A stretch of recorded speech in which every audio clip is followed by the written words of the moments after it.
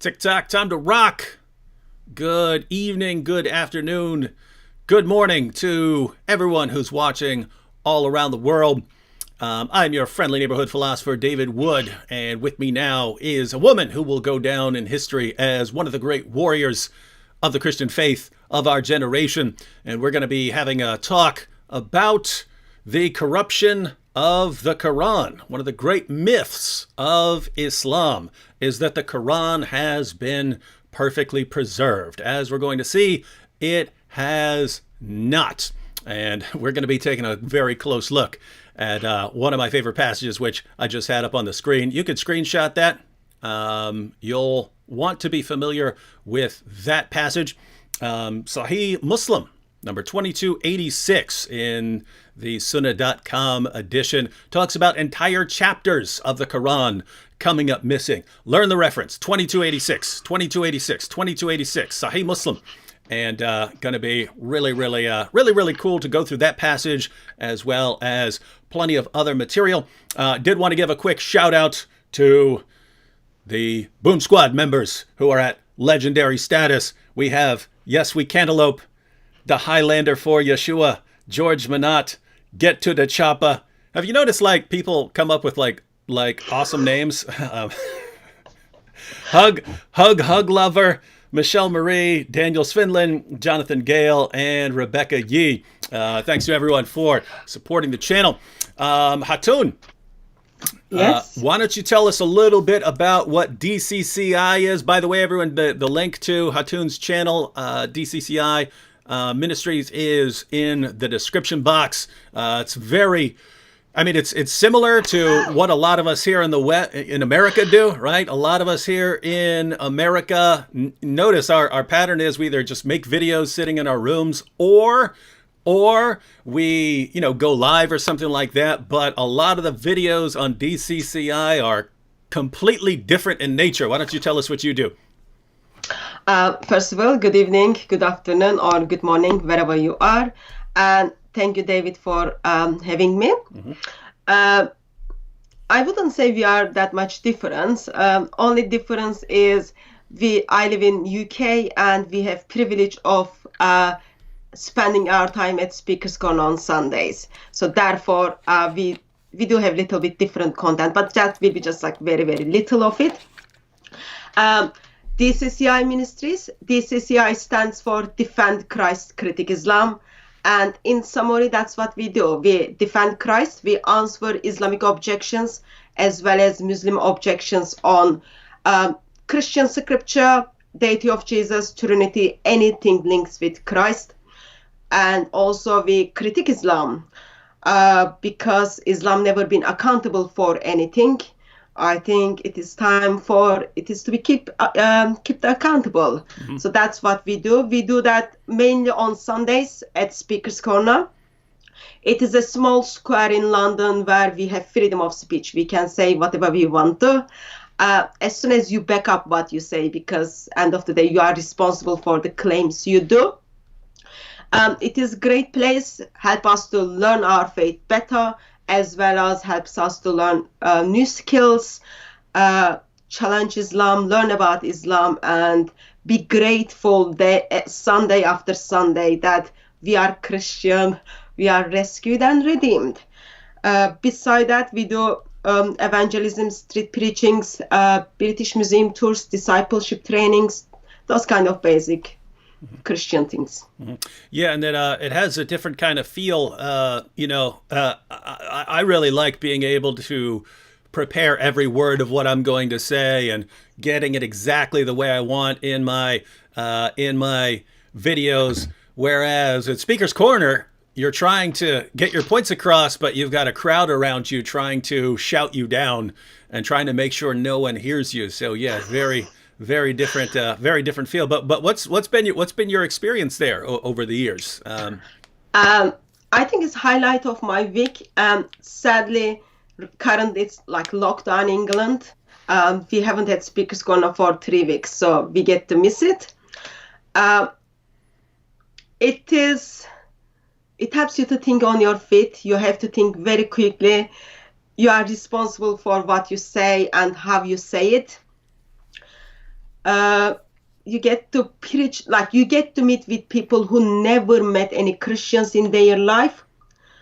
You might be the first Christian they ever met, or you get to meet with Muslim missionaries who hates Christ. So therefore they hate you. Before we continue, we've gotten a lot of comments about your mug. So Mike AD says, lol, Hatun, you can't just low-key sip from that gallon mug. Miss T said, I want Hatun's mug. Dave Corrigan said that mug. Ellie, love the size of the cup. Hatun. Mr. P says, is 5-gallon mugs a new thing? Gerard Perry, that is a great mug. Okay, I don't want anyone to think I am greedy. As a Christian, I am greedy for Lord Jesus Christ, but not for physical thing, hopefully. So I'll show you my small mug, first of all. So in here, I've got this mug. I call it Sauda. Okay.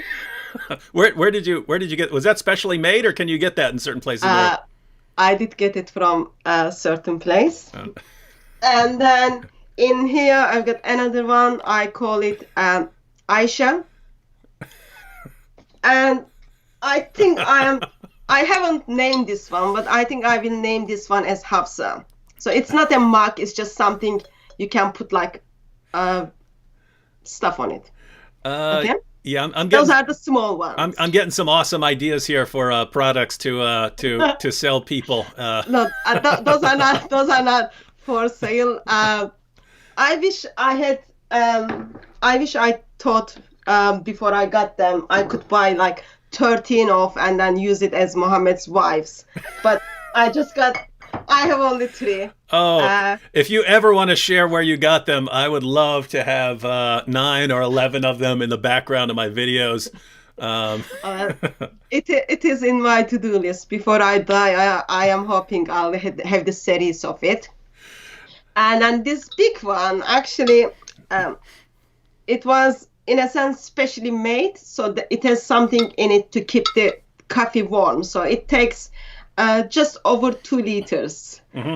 I got this. I was a bit unwell a couple of weeks ago, so someone made it for me in the intention that I don't walk too much because I wasn't able to kind of do many things. So I don't know where you can get it because it was just given to me. Yeah, but, I feel like a total wimp right now because I've got this little thing of Lucky Jack nitro cold brew coffee, but this thing is like it looks big because I've got it close up here, but you know if you look at it beside my head, it's actually really like a little drink. Actually, it's very practical. Like if I have like 6 of this in a day, it's like that will be coffee, and then I've got a little bit small of this. This is like 20 mugs of tea.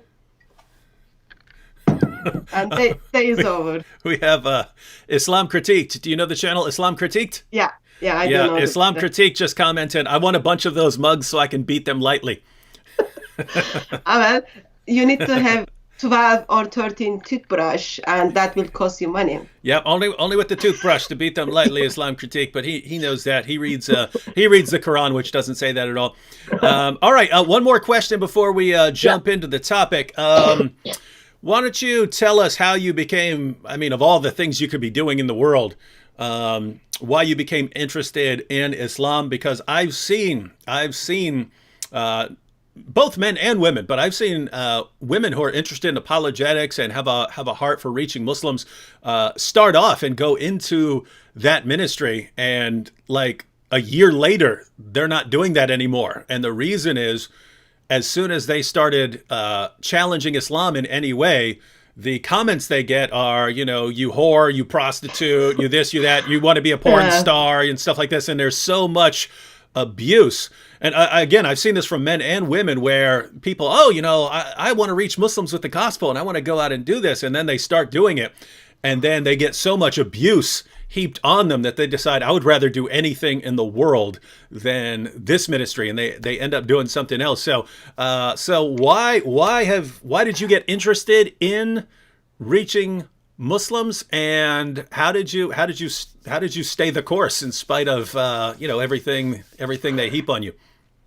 I don't think I get abused as much as other people get. Because I keep myself away from YouTube. I usually kind of just in my own circle do my own things. Because I critique Islam, I think first of all I reach Muslims in the intention. I am convinced that there is no any other way for any individual to spend time, any individual to get to heaven that beside Lord Jesus Christ. He is the only way, and Scripture is very clear, and I am convinced of it.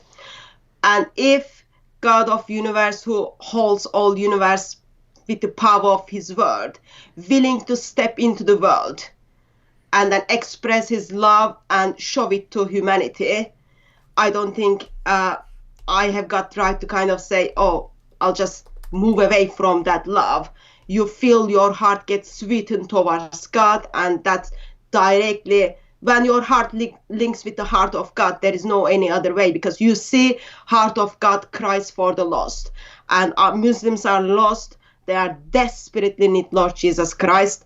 I'm just privileged that God is asking me or using me to reach Muslims. Regarding the way I reach Muslims is, as you are aware, there are lots of different ways out there. I use critiquing Islam.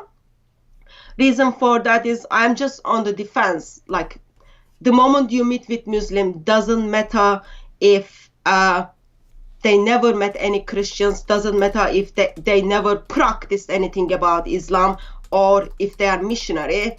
As a Christian, I am in a place I have to defend what I believe. Trinity, deity of Jesus, sin and salvation, and authority of the Bible. So I'm just responding to that. As responding to that, what I notice is Muslims don't know their faith, and I feel it is one of my responsibility to help them to think through their faith. So critiquing them. And I don't know, but as long as God allows me to live and have breath, I hope I will continue to do so. I have seen many brothers or sisters who got hurt, but life is short. I don't have much expectations for those who hated Jesus to kind of give me flowers or put carpets in front of my feet. When I tell them their prophet is false, they are going to go to hell. Mm-hmm. It's kind of, I'm gently forced into it by God, I think. Mm-hmm, mm-hmm. All right. Well, we are going to go into our topic now, and that is one of the topics that really interests me. Because let me go and tell you Muslims who are watching what I think about this. We go to your book. And your book over and over and over and over again, not just the Quran, the Hadith as well, over and over again affirms the inspiration and the preservation and the authority of the gospel. Your God commands us to judge by the gospel. Your God commands us to read the gospel, to stand upon the gospel, to believe in the gospel, and it says that we have the gospel. Then we turn to you Muslims and you say, nope, you don't have the gospel. All the Quran is saying is that your gospel has been corrupted, and that's why you need to turn to the Quran. And so I read all of these passages, and your God is saying exactly the opposite of what you're telling me. Then we turn to the issue of the preservation of your book, and in your sources and in the history of your book, we find change after change after change after change, entire chapters coming up missing, large passages coming up missing. Muhammad's original companions couldn't even agree on which chapters were supposed to go into the Quran. We find your people burning all of the manuscripts to cover up all the differences in them. It is one big disaster from beginning to end. The preservation of your book is one of the most epic catastrophes in the history of book preservation. And you look at all of that and you say, the conclusion is perfect preservation right down to the letter. So we look at the history of the Quran, which is one big, massive, giant mess. Endless sources on the corruption of your book. You look at all of that and say, perfect preservation. Then you've got your books saying that our books have been perfectly preserved, and you say, aha, your books have been corrupted. I try to figure out what this religion is, that it makes you look at the evidence and conclude the exact opposite of whatever you're seeing in front of you. Whatever I see in front of me. If I see black, I say it's white. If I see white, I say it's black. If I see up, I say it's down. If I see down, I say it's up, right? No matter what the evidence is, you just say it's the exact opposite of what it is. And somehow your religion, which you believe to be the truth, somehow the true religion makes you conclude the exact opposite of everything the evidence tells you. And all I can think is, if your religion is supposed to be the true religion, but it makes you conclude the exact opposite of whatever is the case, then your religion isn't the true religion, it's the false religion, right? Because again, we're in opposite world here with your stuff. So those are my thoughts, but we're going to actually look into this. We're going to look at some passages directly from Muslim sources and from the history of the Quran, and also the material that Hatun likes to share. But Hatun's the guest here, so Hatun, why don't you tell us why you find this? You just give us an overview of your thoughts on this issue of the preservation of the Quran. Oh, let me before we do, just to set up the issue, let me read one passage. Let me read one passage here, and this is from Mazhar Qazi, who wrote many books on basic Islamic apologetics, but when he wants people to understand the miracle of the Quran, there's a quote. This is a Muslim scholar telling Muslims about the Quran. Check this out. Here's what he writes. Muslims and non-Muslims both agree that no change has ever occurred in the text of the Quran. The above prophecy for the eternal preservation, he's talking about Surah 15:9. The above prophecy for the eternal preservation and purity of the Quran came true not only for the text of the Quran, but also for the most minute details of its punctuation marks as well. It is a miracle of the Quran that no change has occurred in a single word, a single letter of the alphabet, a single punctuation mark, or a single diacritical mark in the text of the Quran during the last 14 centuries. So notice, he starts off by saying Muslims and non-Muslims both agree. Everyone agrees on this. Muslims, non-Muslims, they all agree. Not one single change to a word, a letter, a punctuation mark, a diacritical mark. Not one change ever to any manuscript of the Quran ever in the past 14 centuries. Two massive lies there. One, that there's been no changes, and two, that everyone agrees on this. I do not know one single person at the scholarly level who says that. Not one. Not one. But Hatun, what are your thoughts on this? I know scholars who makes a claim that yes, dot by dot, letter by letter, sound by sound, Quran is exactly the same what Muhammad received. But I would strongly agree with you. I am not aware of any scholar who kind of today tells me not even single dot changed. For example, Yusuf Ali, who is well known translating the Quran, he says not even a single letter changed in the Quran. Again, even Muslim missionaries from Speaker's Corner tells me Quran has been preserved dot by dot, letter by letter, word by word, sound by sound. And I'm just a bit surprised as I hear this, because I'm just like thinking that can't be possible, because even they didn't have the dots at the time of Muhammad. That's like all huge different story. But sadly 1.8 billion people believe that. I met with Muslims who were telling me the same thing until I showed them the differences, what early Muslims are telling or what the Quran manuscripts are showing. That was just heartbreaking for them, because intentionally Muslims are being lied. I think when people recognize that they've been lied, not only they've been lied by scholars or by their imams, but they think that as they've been lied by their family, because it starts from their family to the mosque, to the sheikh, to the scholars, goes from level to level. And 1.8 billion people believe that. Now, this is, I just wanted to encourage the viewers as we start going through this material that if you're not sure what you want to get into, if you might be interested in responding to the core arguments of Muslim apologists and so on, you're not sure where to get started, this is a great area to go into.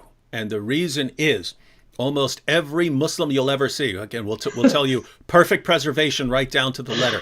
It's a myth. And if they were to do 10 minutes of actual research, if they were to just look up what their own sources say about the preservation of the Quran, or if they were just to look at some manuscripts side by side, they would realize that that's false. So you've got this claim that's almost universal in Islam. It's almost universal in Islam that they will maintain this. Why? Because they've all been told this by their leaders. And yet it's an area where it doesn't take 10 years of arguing with the Muslim to show him that there have been all kinds of changes to the Quran, to show him that his scholars and apologists are just apparently flat out lying, right? I mean, if you've read some of these sources or you've looked at these manuscripts, I don't see how you can say perfect preservation right down to the letter. If a Muslim wanted to say, basically pretty good preservation or something like that, I could see them defending that claim.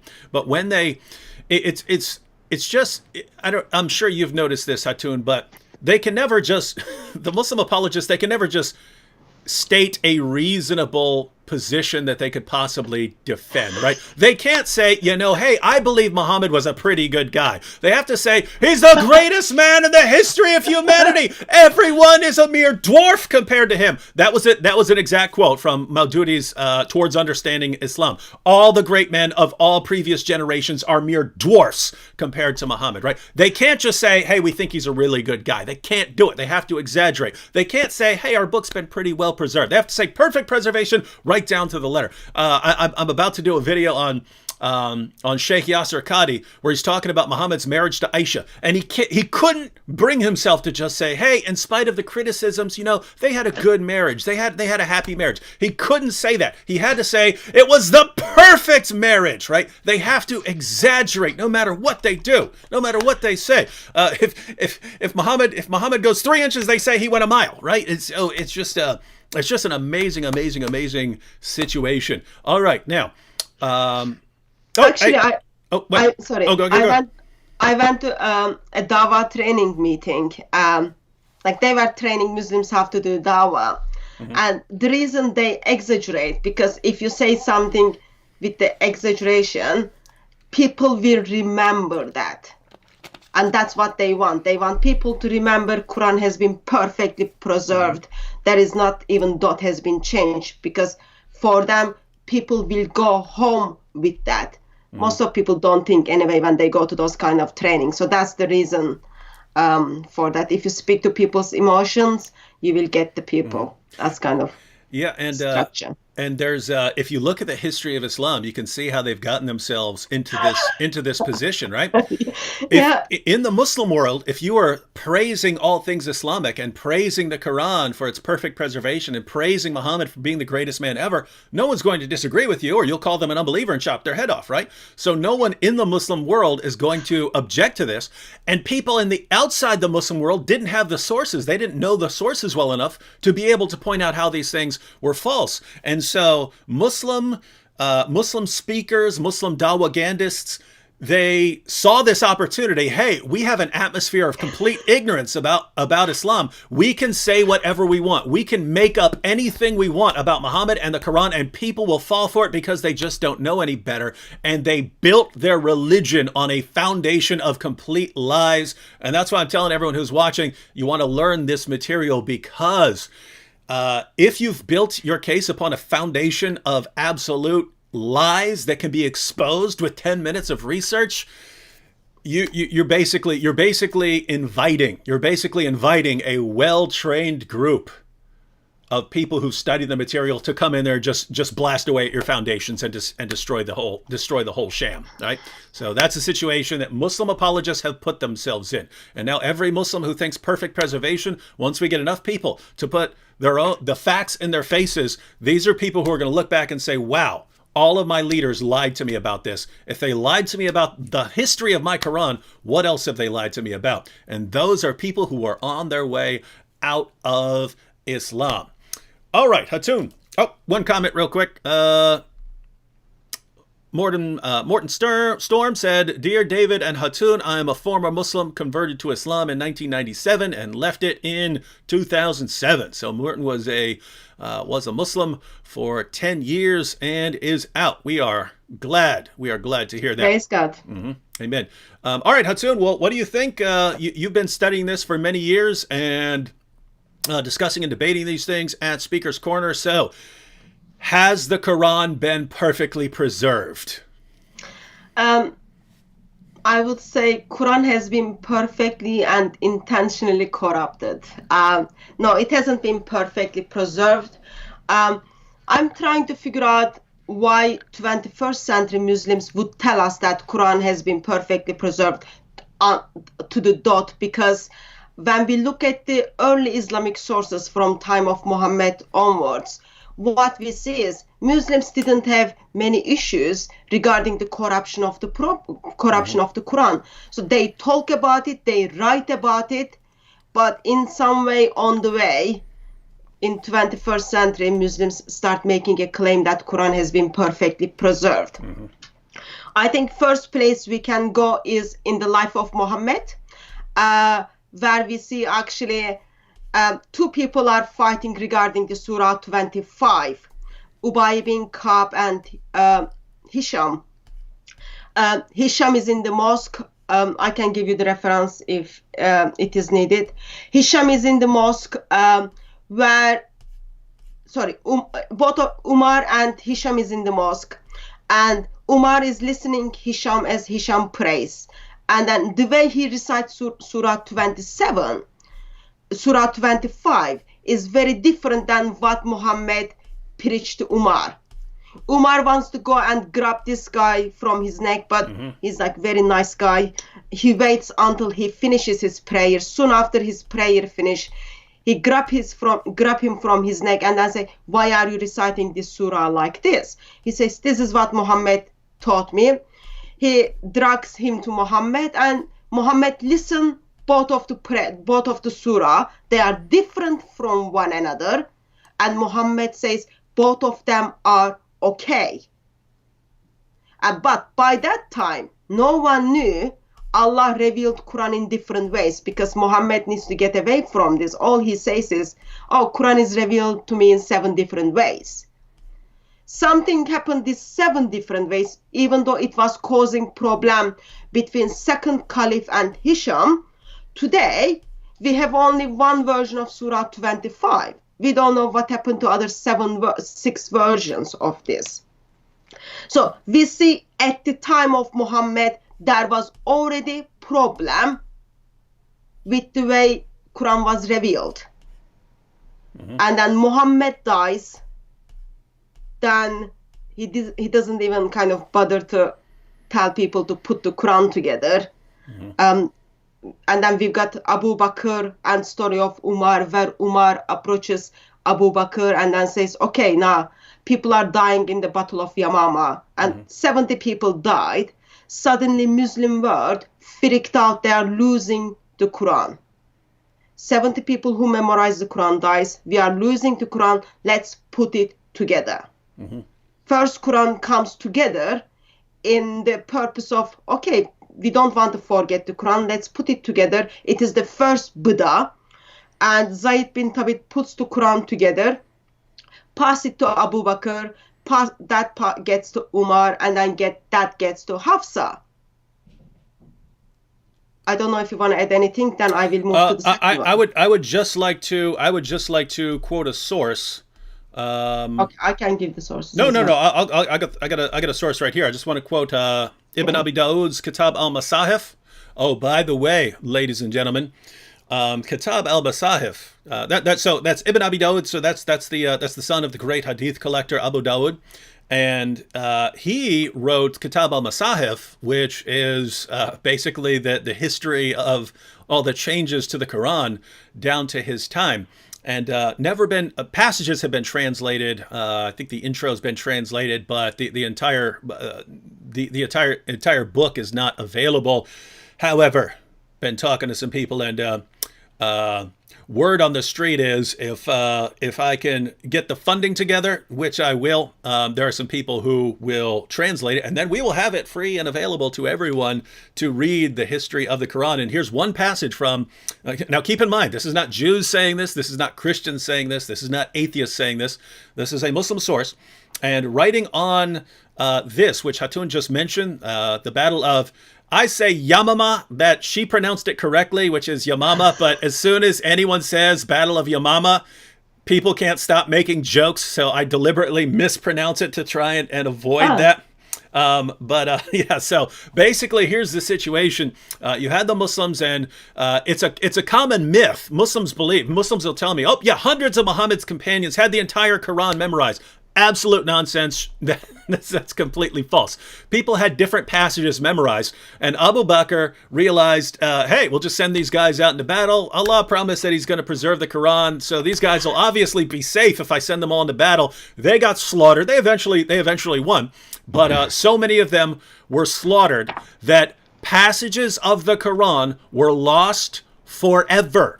And for some reason, we can read this directly out of your sources, and Muslims will deny it and think that these Muslims are making this up. Why would Muslims make up things about passages of the Quran being lost? Let me go ahead and read a passage on what Hatun just brought up. This is Ibn Abi Dawud's Kitab al-Masahif.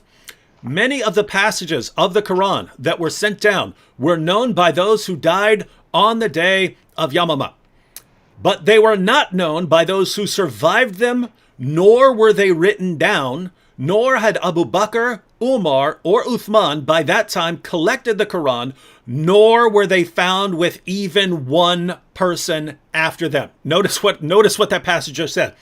Many of the passages of the Quran that were sent down, that were revealed to Muhammad by the angel Gabriel, many of the passages were known by those who died at that battle. They were known by people who were there in battle.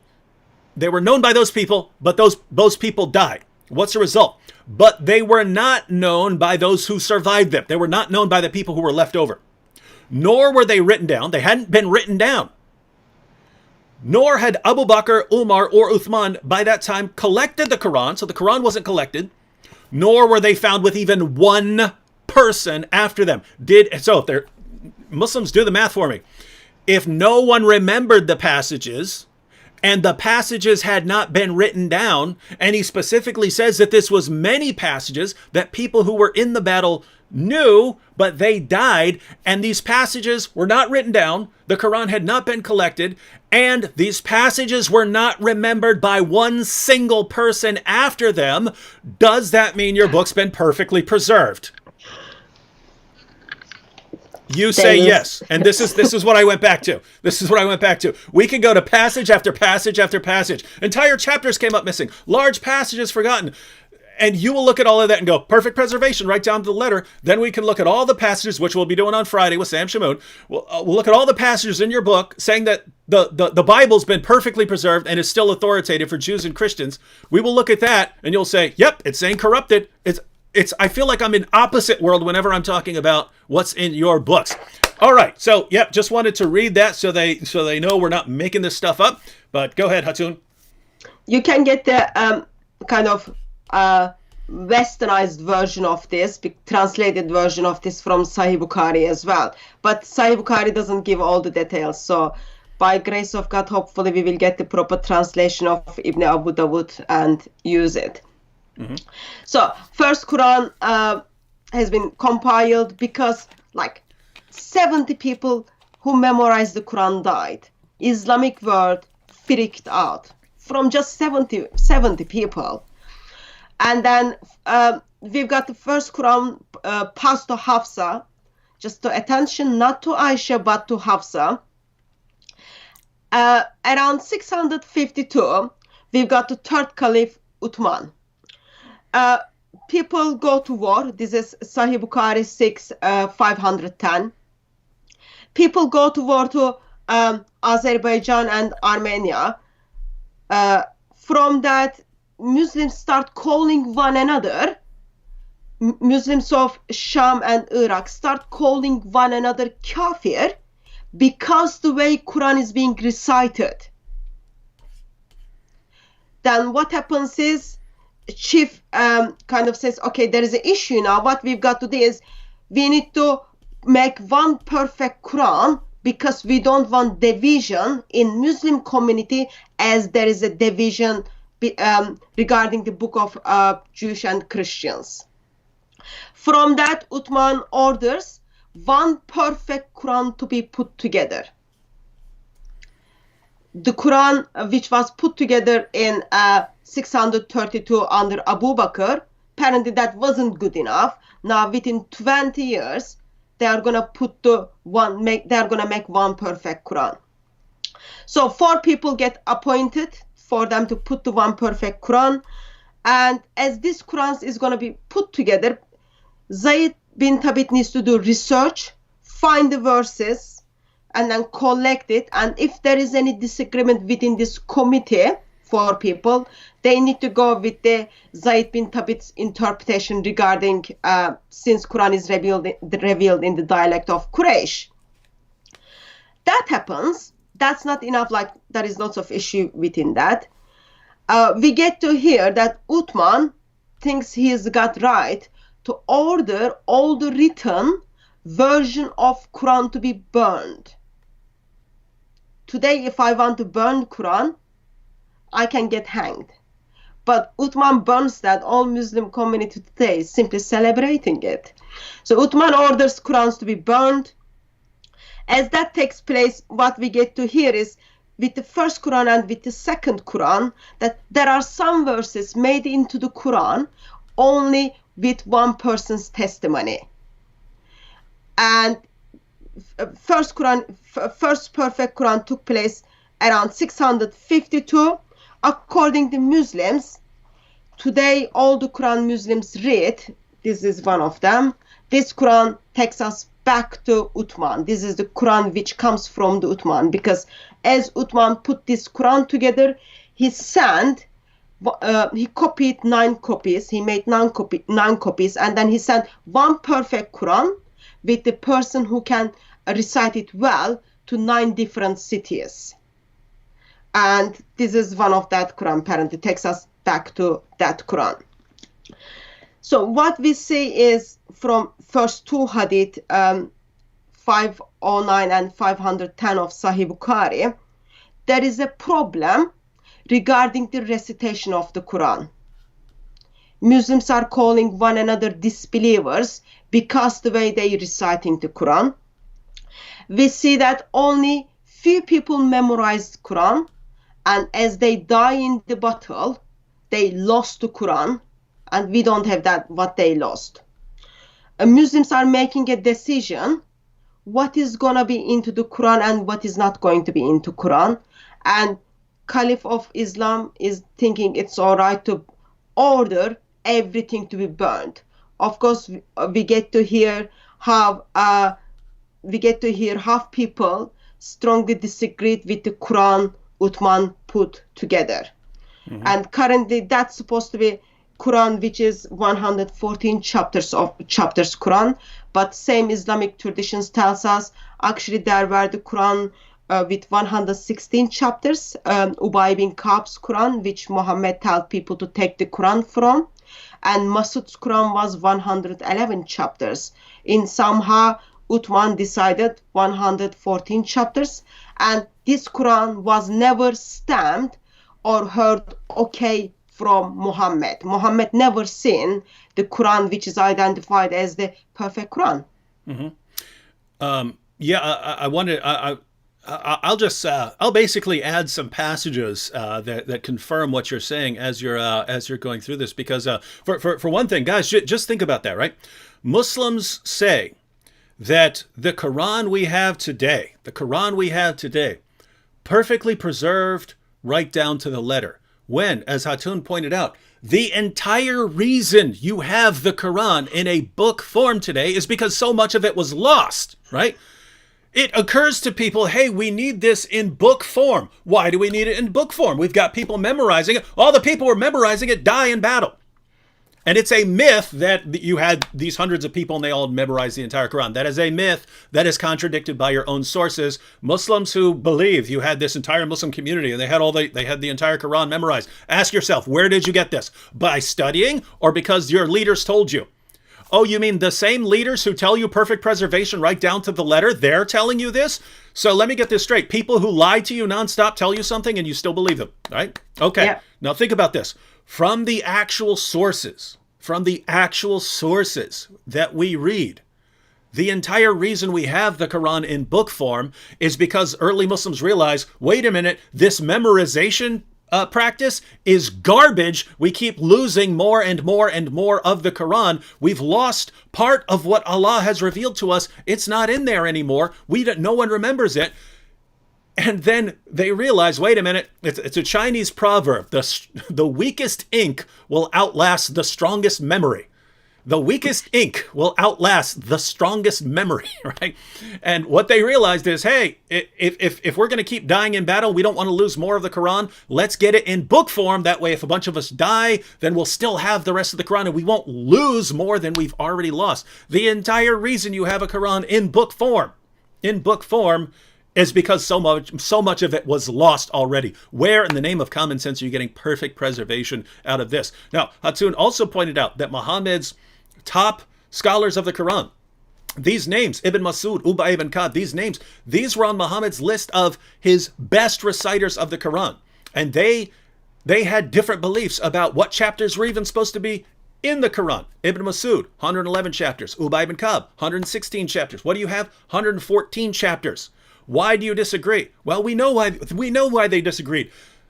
Ibn Masud said, Surah 1, Surah 113, and Surah 114 are prayers. These are us talking to Allah. This is not us. This is not Allah talking to us. These are our prayers. Why are we putting our prayers in Allah's speech to us? Allah's speech is Allah's speech to us. These are prayers. These are things we pray, and we've prayed them so long that people think they're part of the Quran. They're not part of the Quran, right? Why is this relevant? Muhammad said, if you want to learn the Quran from anyone, learn it from Ibn Masud.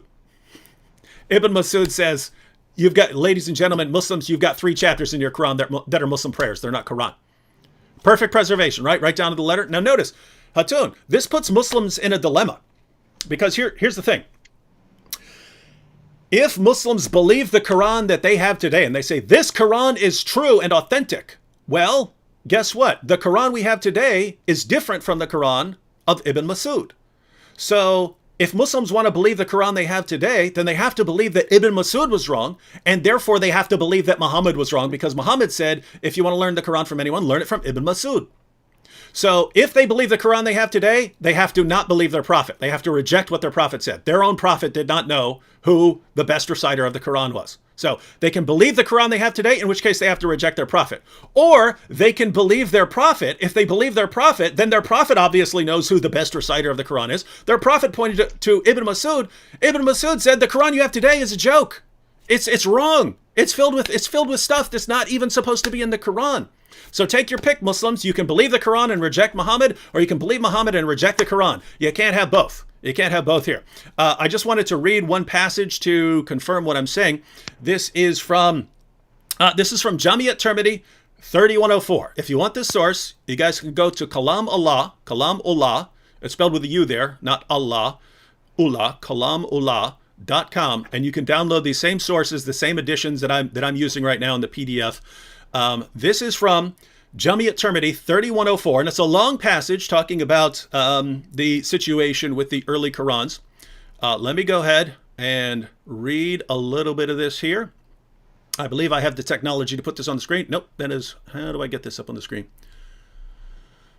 If it is on your screen, you can do screen share. I got it now. All right, so this is from a long hadith. Az-Zuri said, Ubaydullah bin Abdullah bin Utbah informed me that Abdullah bin Masud disliked Zayd ibn Thabit copying the Musahif. Who's Zayd ibn Thabit? He's the one who put together the Quran you have today, Muslims. He's the one who's responsible. He's the one that Uthman put in charge for compiling this Quran that you have today. Abdullah ibn Masud disliked Zayd ibn Thabit copying the Musahif, and he said, "Oh, you Muslim people, you Muslims, please listen to me here. Avoid copying the Musahif and recitation of this man."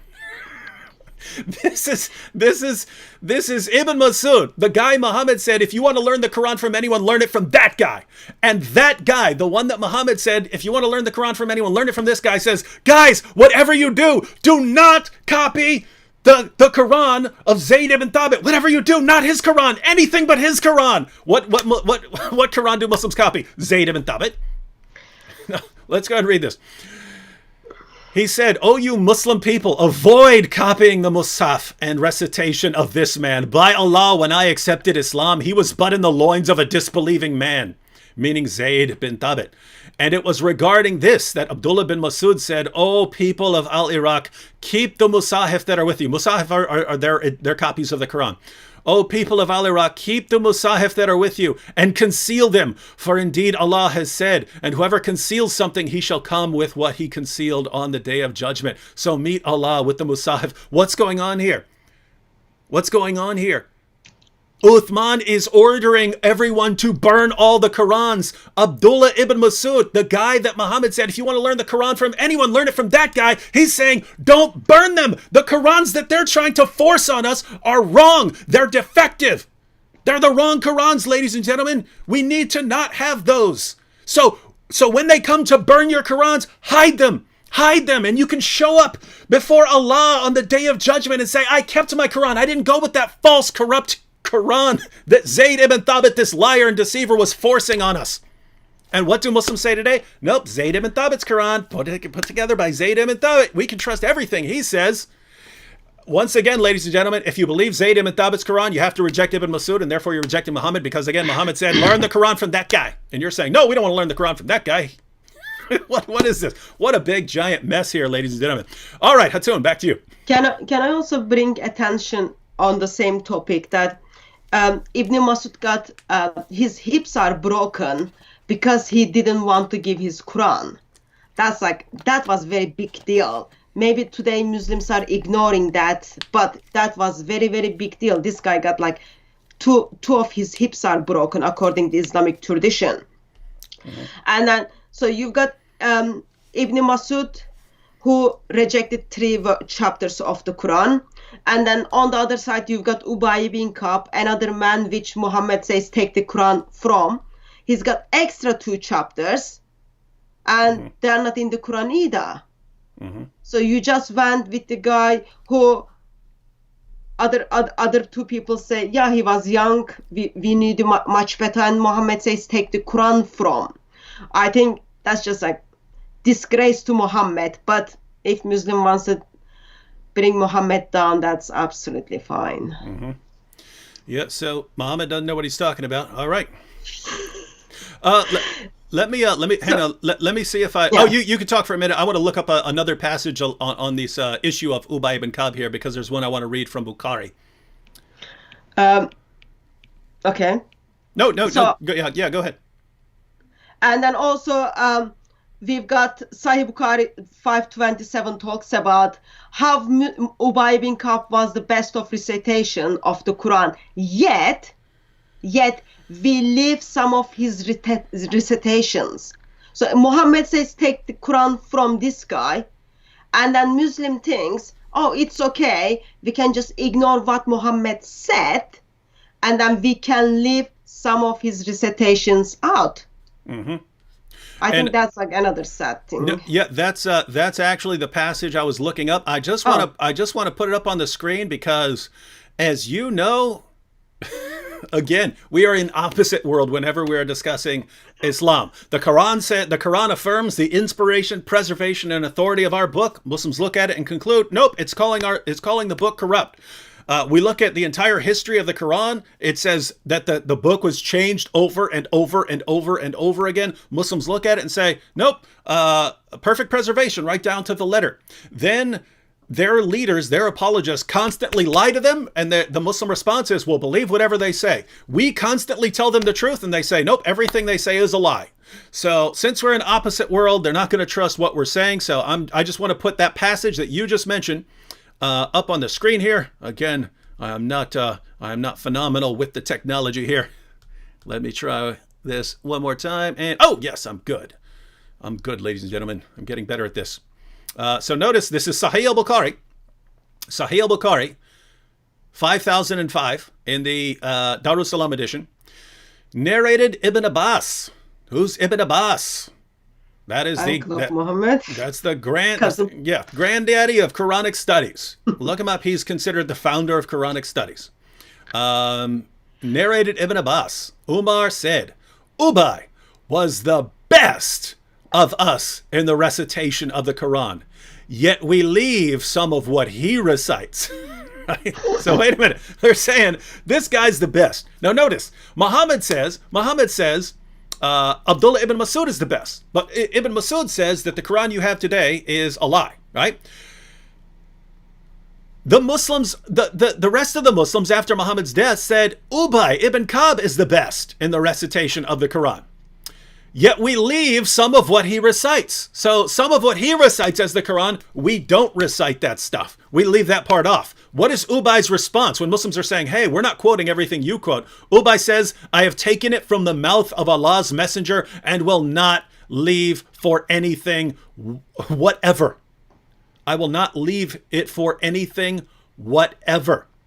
Right? So Ubay ibn Ka'b says, I'm not leaving this stuff. I'm not leaving this stuff behind. I learned it from Muhammad himself. I took it from him. And the other Muslims are saying, hey, this guy's good. He's the best. He's the best there is at reciting the Quran that we have. But we have to leave off what he said, and you have the interpretation here. It's going to be from Surah 2, verse 106, that they must be talking about abrogated material. But notice, they're disagreeing on what's supposed to be in the Quran. Ubay is saying this stuff is supposed to be in the Quran, and the other Muslims are saying, no, this stuff is not supposed to be in the Quran. Then you have Abdullah ibn Masud. He's saying, guys, you've got stuff in the Quran that's not supposed to be in the Quran. Muhammad's own companions could not agree on what's supposed to be in the Quran. They couldn't even agree on the chapters that were supposed to be in the Quran. What's the Muslim conclusion? Perfect preservation right down to the letter. This is amazing. This religion is amazing. All right, back to you, Hatun. So if Quran is not perfectly preserved, then Allah is a liar and Islam is false religion. So therefore, because Quran says Allah is going to preserve the Quran, but also Quran says Allah is going to what is the word for that? Surah 15 verse 90 to 91. He says he's going to protect the reminder. He's going to shred the Quran. 1591. Yeah. And it's funny because that's in the same chapter as Surah 15:9, which they use to say that Allah is going to preserve the Quran. Yeah. And then they say it's been shredded. Like, there are two, I think there are two prophecies in the Quran which has been fulfilled. One of them is, if Muhammad is a false prophet, Allah is going to cut his aorta, which Allah does. Other one is Allah is going to shred the Quran, which it has been done. So, so we've got Ibn Masud's Quran, Ubay bin Ka'b's Quran, and Zayd bin Thabit's Quran, and they all disagree with one another. Mm-hmm.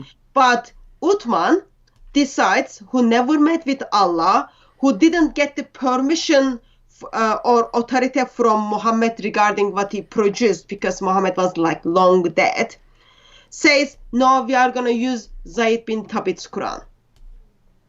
And as we look at the Islamic tradition, we get to read, actually there were the surahs in the Quran, which was as long as Surah 9, but people cannot remember.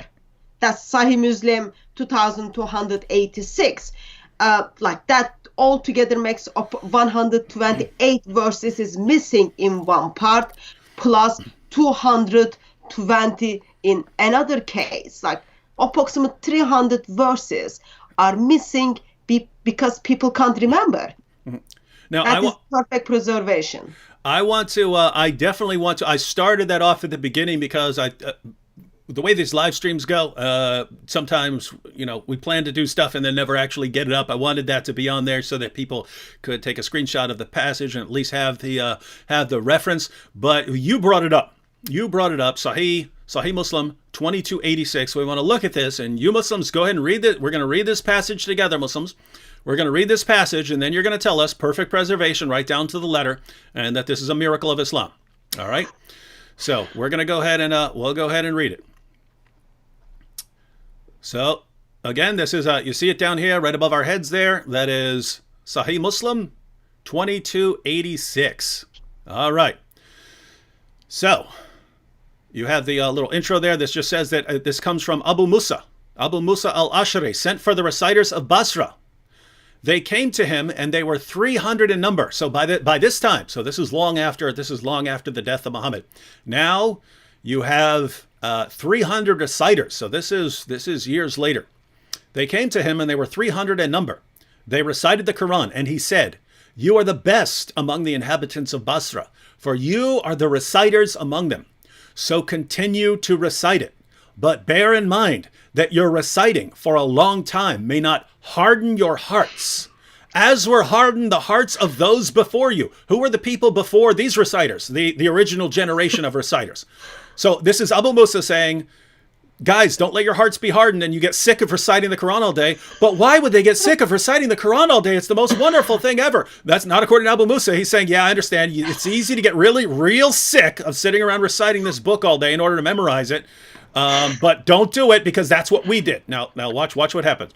But bear in mind that your reciting for a long time may not harden your hearts, as were hardened the hearts of those before you. We used to recite a surah. So this is a surah. This is a chapter of the Quran, which resembled in length and severity to Surah Barat. That's chapter 9 of the Quran. We used to recite a surah which resembled in length and severity to Surah Barat. So it's about the same length as Surah Barat, i.e. in the low hundreds, right? In the low, like 129, somewhere in that ballpark. It's somewhere around that length. So in other words, he's looking at all the chapters of the Quran. He's saying it's about the length of that one. So we used to recite a surah which resembled in length and severity to Surah Barat. I have, however, forgotten it. Oh, and Muslims want to say, oh, he's just saying he forgot it. He's just saying he forgot it. That's no problem there. I'll bring up the Muslim responses as we're going through. He's saying he forgot it. That's no problem. Wait for it. I have, however, forgotten it, with the exception of this, which I remember out of it. If there were 2 valleys full of riches for the son of Adam, he would long for a 3rd valley, and nothing would fill the stomach of the son of Adam but dust. So he says in this chapter, which I have forgotten, is this verse. Hatun, do you remember this verse in the Quran anywhere?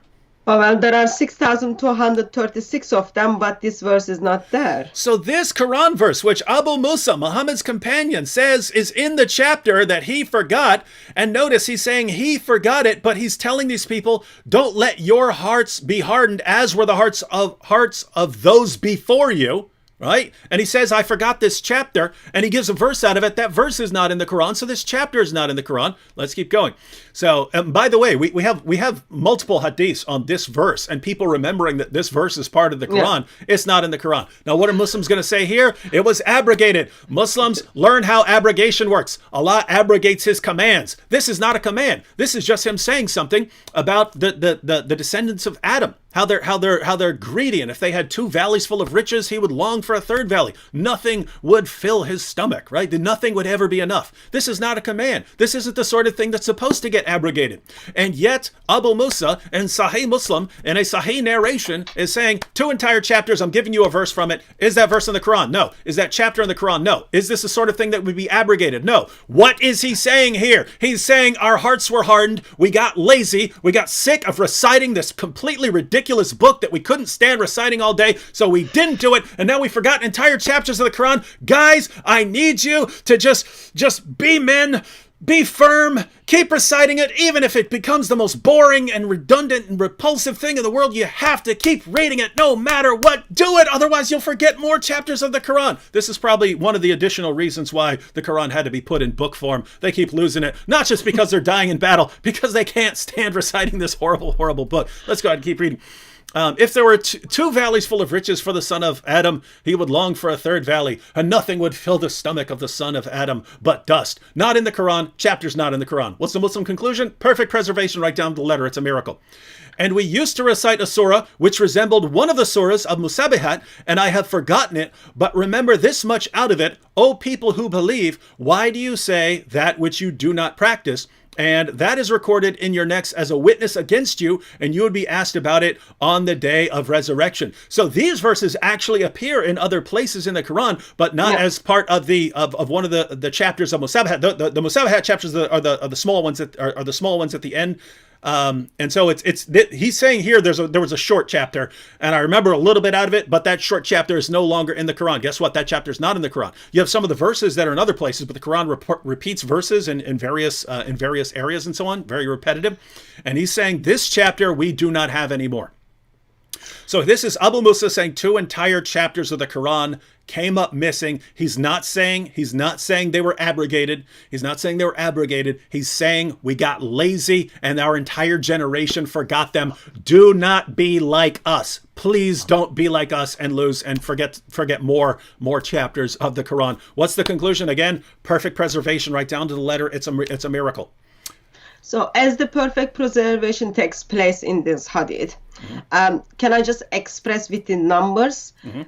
It makes altogether like 348 verses, and then only one of those verses, two verses are in the Quran. So that means 346 verses just from this hadith got lost.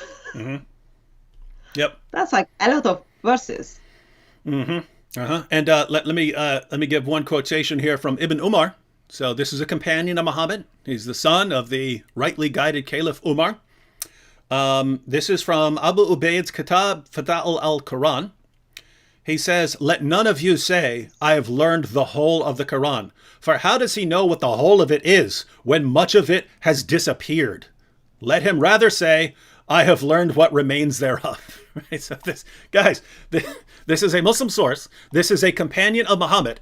And he says, hey, you young Muslim reciters who think you've memorized the entire Quran and you're running around saying how you've memorized the entire Quran. How would you even know what the entire Quran is when we've lost so much of it? When we've lost entire chapters, when we've lost large passages, when we have passages that were lost in battle, when we have passages that were entire chapters that were lost because people were just too lazy. Why are you saying you know the whole of the Quran? You don't know the whole of the Quran. Let me read that one more time. This is Ibn Umar. Let none of you say, I have learned the whole of the Quran. What do all Muslims today? Oh, there are millions of people who've learned the whole of the Quran. What do Muhammad's companions say? Stop lying. Stop deceiving yourself. You don't know what it is. You don't even have it to memorize. Let none of you say, I have learned the whole of the Quran. For how does he know what the whole of it is when much of it has disappeared? Let him rather say, I have learned what remains thereof.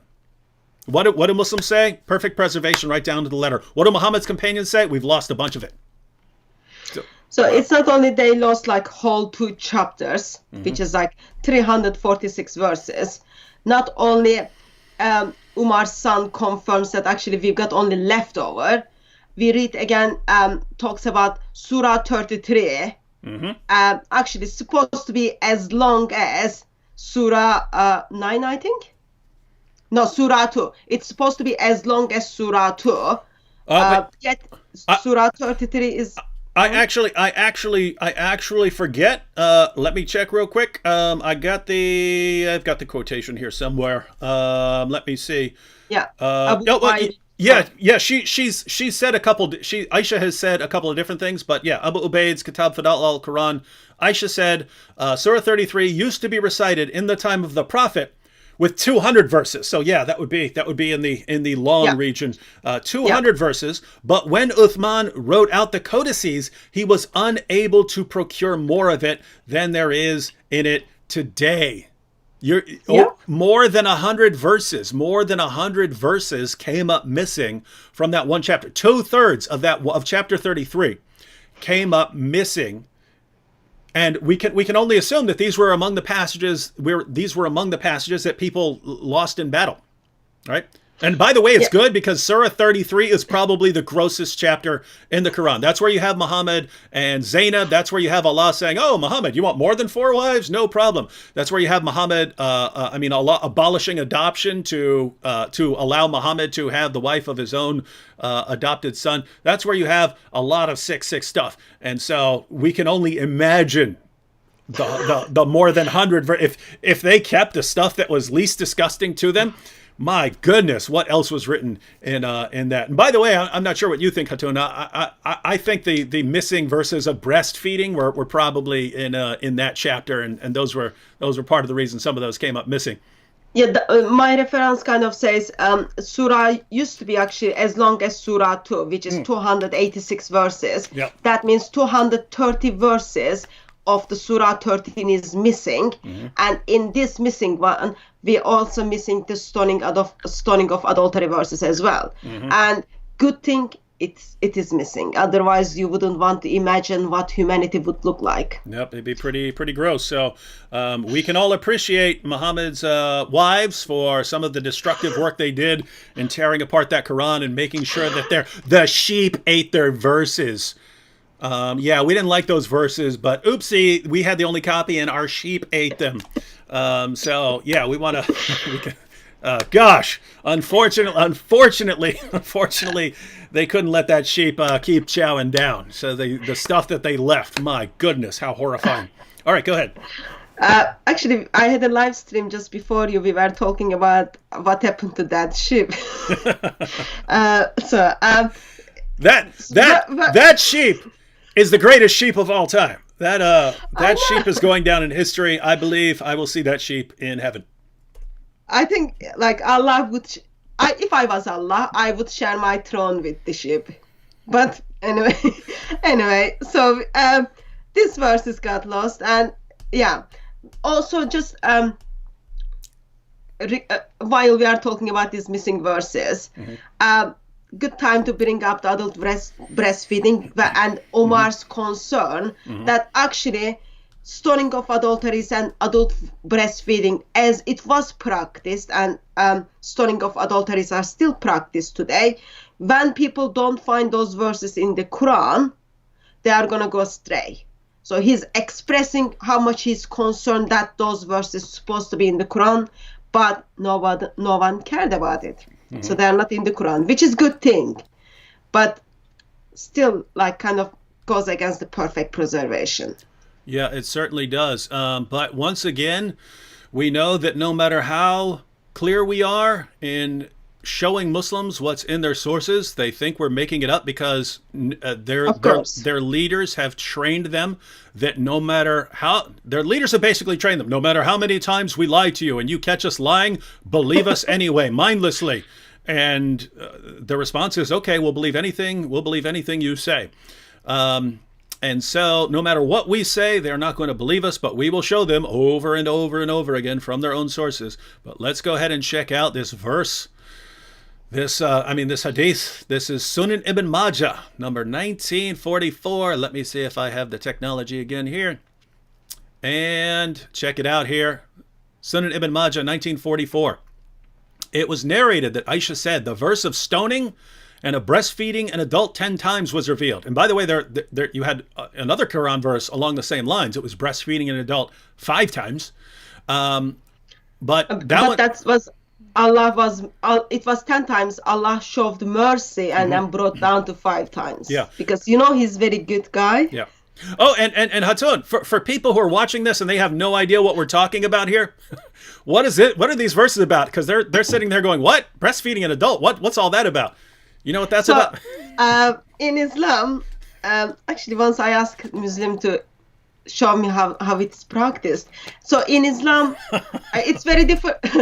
It is very different how Christian lifestyle works. So I can sit down with my brother, or I can sit down with Christian man and we can have a chat or we can talk about it. But in Islam, For you to able to sit with someone who is not your family, that stranger needs to suck your breast. It was 10 times, and then Allah shows mercy and then brings that to 5 times. So man needs to suck your breast for 5 times so that you can sit down and have proper conversation.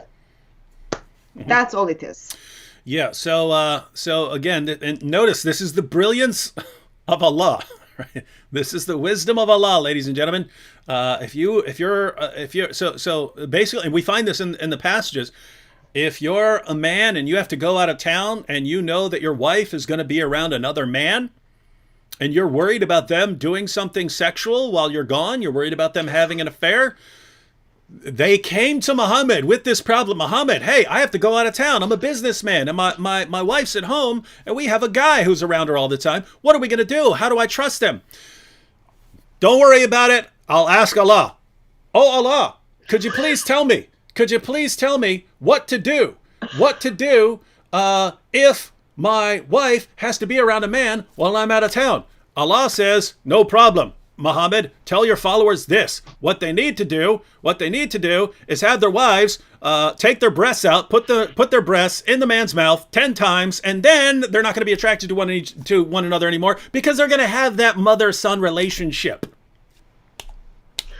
If you like, I don't want kind of get strike to your channel or anything, but if you think practically, so when a woman already shows her breast to a man who is not her husband or like any man, there is already like sexual things are just already working in their body, okay? And then it's not only you are showing your breast, this man who has already beard, and that's in the sources. You're saying that because that's exactly what the women said. What are you talking about? He's got a beard. Right? Yeah, and then Muhammad simply smiles and then says, "Yeah, I know." And then apparently that action practice, this man who's got a beard puts his mouth to the breast of woman for 10 times, and then both of them comes to the conclusion, yeah, it worked. So man now can leave the house, go to work, and then leave those two people who just had like breast suckling moments between them. And it is not like breast suckling as it was in one of your Islamize Me videos. It wasn't like take the milk from the breast and then put cookie in it. You put your mouth in the breast of woman. It says suckle. It says suckle them, right? I think just gross. This is just wrong. Just wrong. Hatun, you can't say that, right? This is the wisdom of Allah. Surely Allah knows that the best way to get rid of any get rid of any sexual tension between a woman and some other guy, the best thing they can do is for her to repeatedly, over and over again, put her breasts in the guy's mouth. Allah knows this, right? And if you don't know that, then you don't understand the wisdom of Allah. Allah knows. But everyone, so check this out. Check this out, ladies and gentlemen. So, Aisha was accused of adultery. Aisha was accused of adultery, right? And Muhammad received a revelation. This is when Muhammad receives the revelation, saying, "Oh, nope, you need these 4 witnesses and so on." And so, but people didn't bring 4 witnesses, and so, yep, she didn't do anything. I got a revelation from Allah.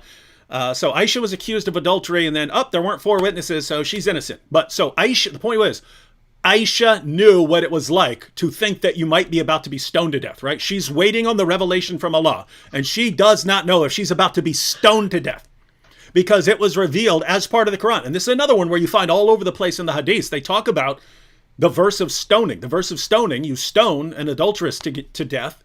That's in the Quran, according to the hadith. You can open your Quran today. It's not in the Quran. What happened to it? Well, there's that verse, and then Muhammad's wives really had a problem with this verse of suckling an adult, breastfeeding an adult 10 times, and then, so they had a problem with that, everyone had a problem with it, then it got reduced to 5 times, then suddenly, after Muhammad's death, then these verses are no longer in the Quran. So notice, Muhammad's wives are upset about this verse, and by the way, it was interesting because Aisha was the one who was least bothered by this verse. Apparently, they eventually got to her, but Aisha knew what it was like to be a potential victim of stoning.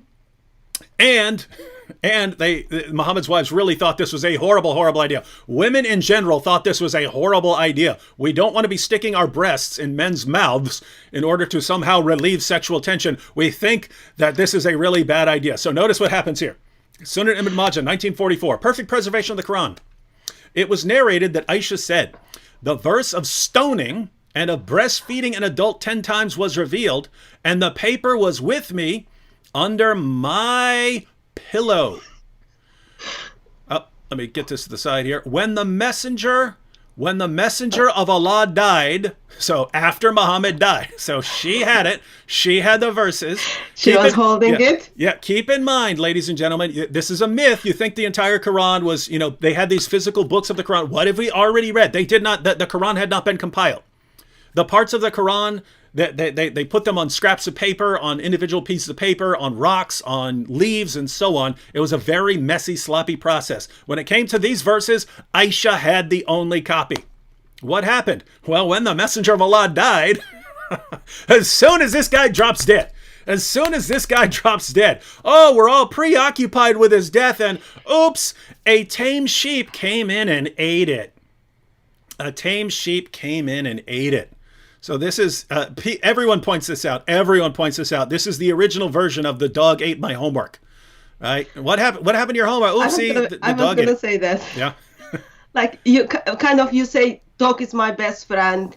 Mm-hmm. You use your dog for every excuse. Mm-hmm. And in here now, Aisha and this sheep probably become best friends. Oh yeah.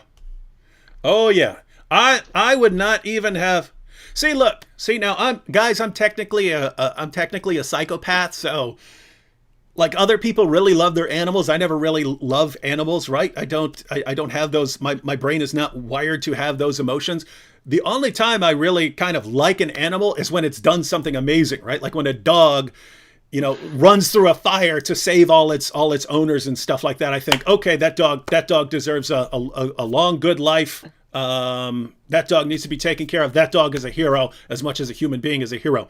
Well, that's kind of the way it was with this sheep, right? This sheep is a hero.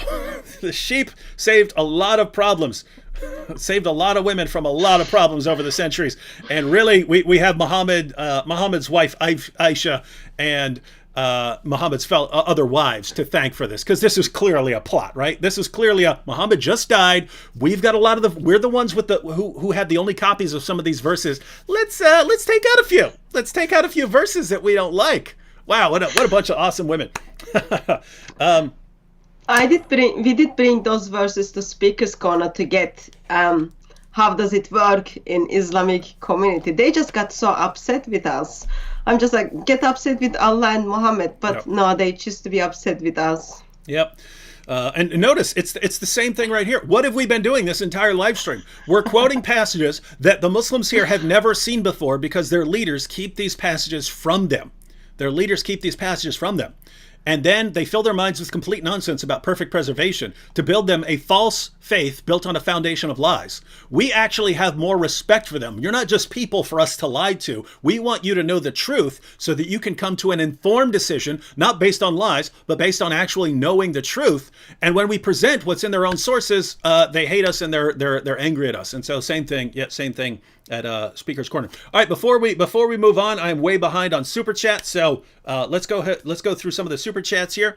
Hindu historian, way back at the beginning, says this was burning a hole in my pocket and everything's closed. So he's stuck at home, so he sent us money. Carl Moore said super sticker with a fox. People love those foxes, and I see koalas above this. Magdalene G said DCCI Ministries, bold, brave, courageous sister. God bless you, Hatun. London thanks you. Thank you. She said London thanks you. Greg C. in the super chat. Rebel Mark says God bless you and yours, David, and God bless you, Hatun. And he's got a rose there for you. Lisa Look with the super sticker that looks like a koala bear. I only see miniature versions here on the summary, but it's got I think it's a koala bear saying victory. Rore Husky 1988 says, David and Hatun, what would you think of an RE teacher that said in front of the classrooms that Muhammad plagiarized from the Bible. So what would we think of an RE teacher? What's an RE teacher? Is that some... That's religion education. Oh, okay. So what would we think of an RE, a religious education teacher that said in front of the classrooms that Muhammad plagiarized from the Bible? So is that an actual event, or is he just hypothetical? I don't think that will happen in England because we've got like so political correctness. But I don't know if it happened. I'm not aware of it. It happened. In RE teachers in England usually kind of show, all the religions are all the same. There is not focus on the truths. Like you will go to the class, you will hear, according to Islam, Jesus didn't die. Yet they prepare to celebrate Easter. Rory, I would be careful, but I think you could say a lot of things and get a lot of information across if you're a religious education teacher. I think you could get a lot of information across such that if people complained, you could defend yourself, right? So for instance, if you showed passages from the Quran and you showed parallel stories in earlier sources where it was clearly plagiarized from these sources, you could just do that without saying plagiarism. So you say, hey, kids in the class, look, here's something that's said in the Quran, and we do see something, in this 3rd century source, or this 4th century source, or this 5th century source. What do you guys think? And you could leave it to them. And they say plagiarism. What did you do? You put sources in front of their faces. If someone's going to call you out for that, I don't see why anyone could accuse you of anything if you let them draw their own conclusions. And so I would if you were in that position, I would present sources to people and let them come to their own conclusions. Lots of kids are smarter than Muhammad. They're smarter than Muhammad, so they're gonna see it really quickly. Juju B with a giant cup of coffee. There's a super sticker with a little character and then a giant cup of coffee as big as the character. So that one's actually perfect for you, Hatun. Adisho said, hello all, David. I love your channel. It's very informative. Thank you. We have Tatiana J, Andy Shattuck in the super chat. Bob Tom says, I want that coffee mug. Says he wants the coffee mug. Rory said, I made a video on Muhammad and his child bride. I gave the link to your video. Check it out sometime. I will do that. Animal says, go to DCCI Ministries, Islam Critiqued, Bob the Biller, Soko Films, and the Arabian Prophet channels to learn more on these important issues. Yes, and if the mods want to add links to those channels, any of those channels, please do that. And again, the link to DCCI is in the description box. Arch Imagara Sancti says, God bless you. Rory Husky again, Frank Dunford, super sticker, Nicole with the super sticker. Siri Svenberg says, hi from Norway. Hi, Siri. Luke Low-Key Zethril says, why would God choose an illiterate prophet to give the world his law? To be fair, I think God can do that. It's more along the lines of why that particular illiterate prophet. In other words, if the only problem we had with Muhammad was his illiteracy, I wouldn't consider that a problem. As long as he was, if he's really a good guy and he had reliable people to record his message, I wouldn't have a problem with it. But it's like the worst guy I can imagine. And on top of that, he's illiterate. Basic said, the goat ate it. Yeah, we know that. Apparently, Muslims do get offended. Actually, it's a sheep. Mm-hmm. Yeah. Rory again says, David Wood and Hatun, what do you think of someone who left Islam because of Muhammad and Aisha? So what would you think of someone leaving Islam over that issue? Well done. Finally, you did it. I think when it comes to Islam, people are leaving Islam because of the Quran and because of Muhammad. Most of things what I say. When it comes to Muhammad, even imams don't know Muhammad, thought it was all right to not only marry with a child, have a sex with a child without her permission. Yep. Like imams in UK do not know. Most of imams do not know. Even missionary world like denying it. So if you kind of think, yeah, that's the issue, and you left Islam, I think congratulations, your moral standards are much better than Allah and Muhammad. So well done. And make sure you rescue others as well. Basic in the super chat say, oh yeah, and my view on that, Rory, as far as leaving Islam because of Muhammad and Aisha, yeah, it's, I mean, you know, as someone who believes in the Bible, we look at people like King David, who did horrible things at certain points. He did great things at certain points and did horrible things at certain points. But the point is, in the Bible, it's wrong. It was wrong for him to do. Yeah. It was wrong for him to do those things. So the Bible calls out prophets for sin. In Islam, Allah just keeps affirming some of the worst practices ever. And so you've got a problem with, is this really from God? You've got Allah affirming Muhammad as the pattern of conduct. Would God really be affirming this man as a pattern of conduct when he's the sort of guy who had sex with a 9-year-old girl? Would Allah give revelations? And you have this in the Quran, where you are allowed to marry and divorce, marry, have sex with, and divorce girls all before they've reached the age of puberty. Is this the sort of thing? 66. Yeah, this is. I mean, is this something that God is going to reveal for all mankind? And so, yeah, and besides that, Muslims have made it one of their arguments for Islam that this Muhammad's character was so great that he must be from God. And so, if that's one of the main arguments, and you look at his character and you're like, gosh, this guy had sex with a 9-year-old girl and then set the example for everyone else. This is rough here. So yeah, I can imagine leaving over that. Connor Terrell said, so no Oreos and breast milk. Lol. Keep up the good work.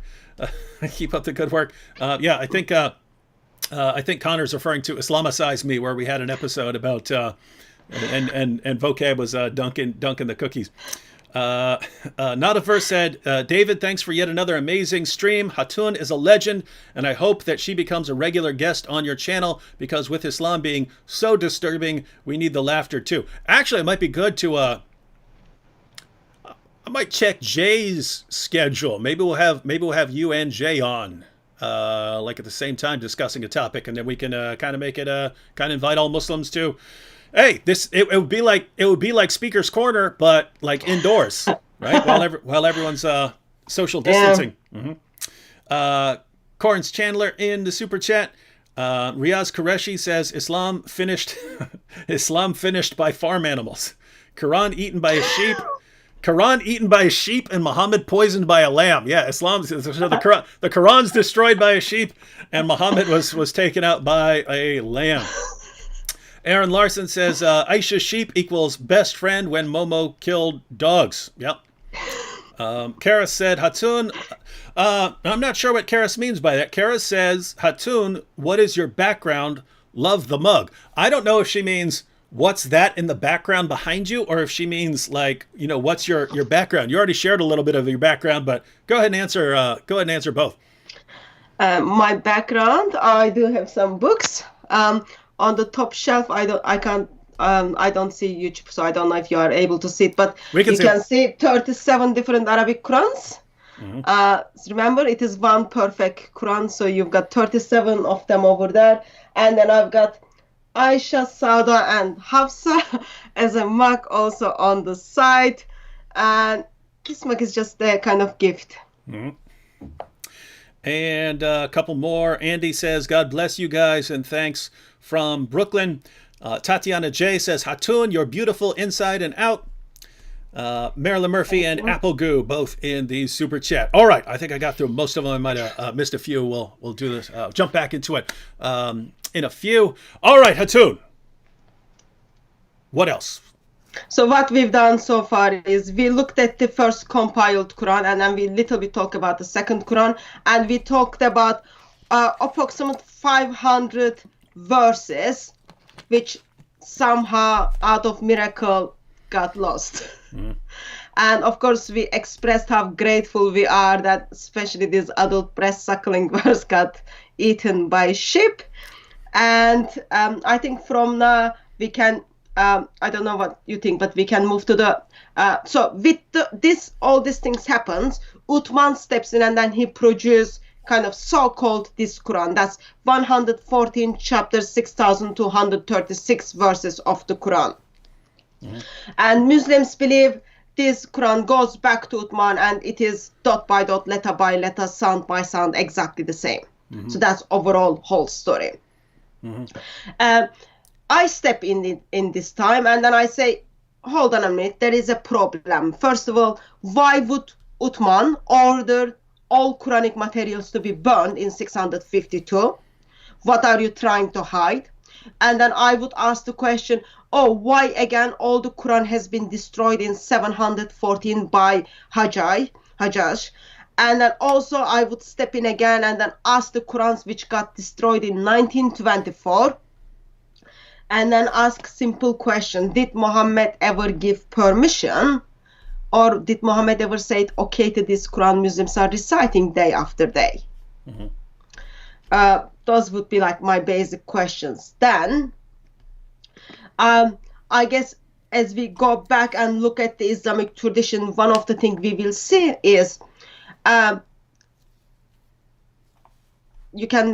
think you can kind of explain this much better than me, but Quran as the eternal word of Allah on the day of judgment is going to intercede for mankind, those who did the right recitation. Mm-hmm. So it has a divine power. Mm-hmm. It will the Quran will actually appear as in the form of a pale man. So keep in mind, ladies and gentlemen, the Quran is eternal. It's Allah's eternal speech, and Muslim theologians reasoned that there can't be a change in Allah, and therefore if he has speech, his speech is eternal. It can't be something that was added to him at some point.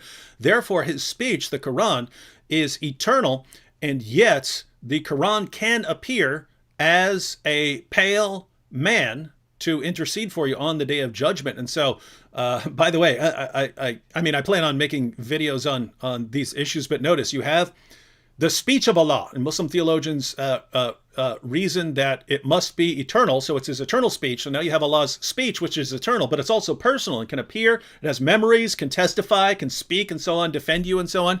But the same sort of thing applies to Allah's spirit. Allah's spirit is not something that is created. Allah creates life with his spirit. He breathes out his spirit. And so notice, the exact same reasoning would apply to the spirit of Allah that applies to the speech of Allah, right? Because the idea is anything that originates from within Allah must originate eternally from within Allah, or there would be a change in Allah. And therefore, his speech must be eternal. But notice the same reasoning would apply to his spirit that he breathes out. This comes from within him.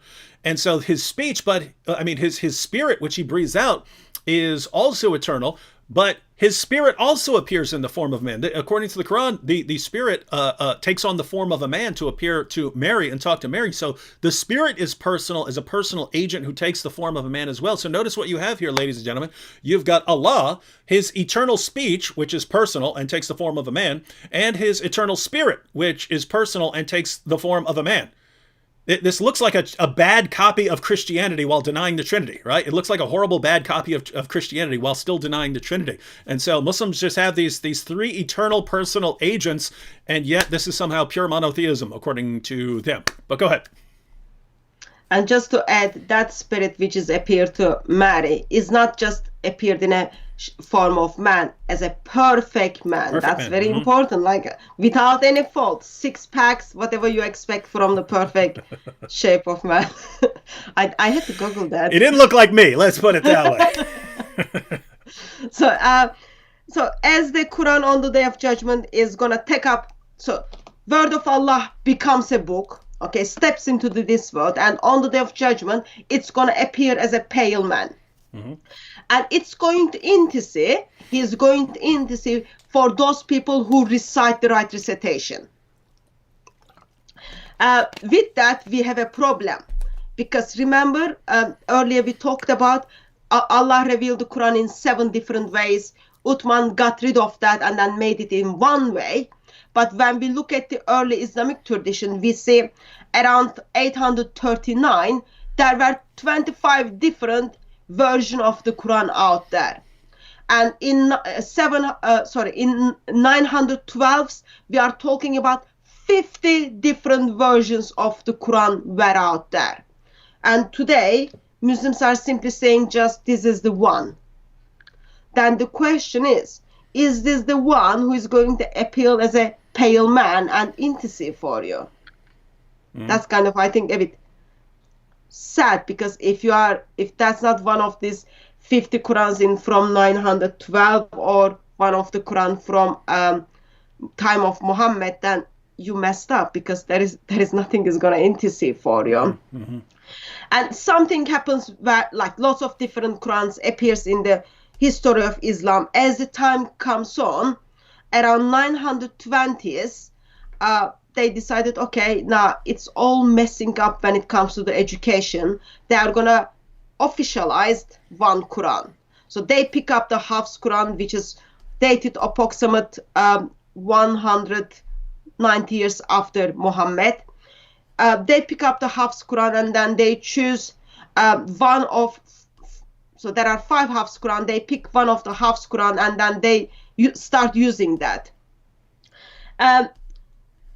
So that's the Quran Muslims are reciting. What happened was, recently, I was challenged by a Muslim missionary a couple of years ago, where Muslim missionary said, wherever you go in the world, everyone recites the same Quran and reads the same Quran. That is the miracle happens. I believe God always provides for me. So suddenly I end up having different Arabic Qurans. Miracle happens. Today we've got 37 different Arabic Qurans. And sometimes I do get wonder which Arabic Quran is going to intercede for those Muslims on the Day of Judgment, because it might be one of those people, one of those Qurans. And they've got over 90,000 textual variations within them. It is kind of sad reality when it comes to Islam. It's not only like approximate 500 verses are missing.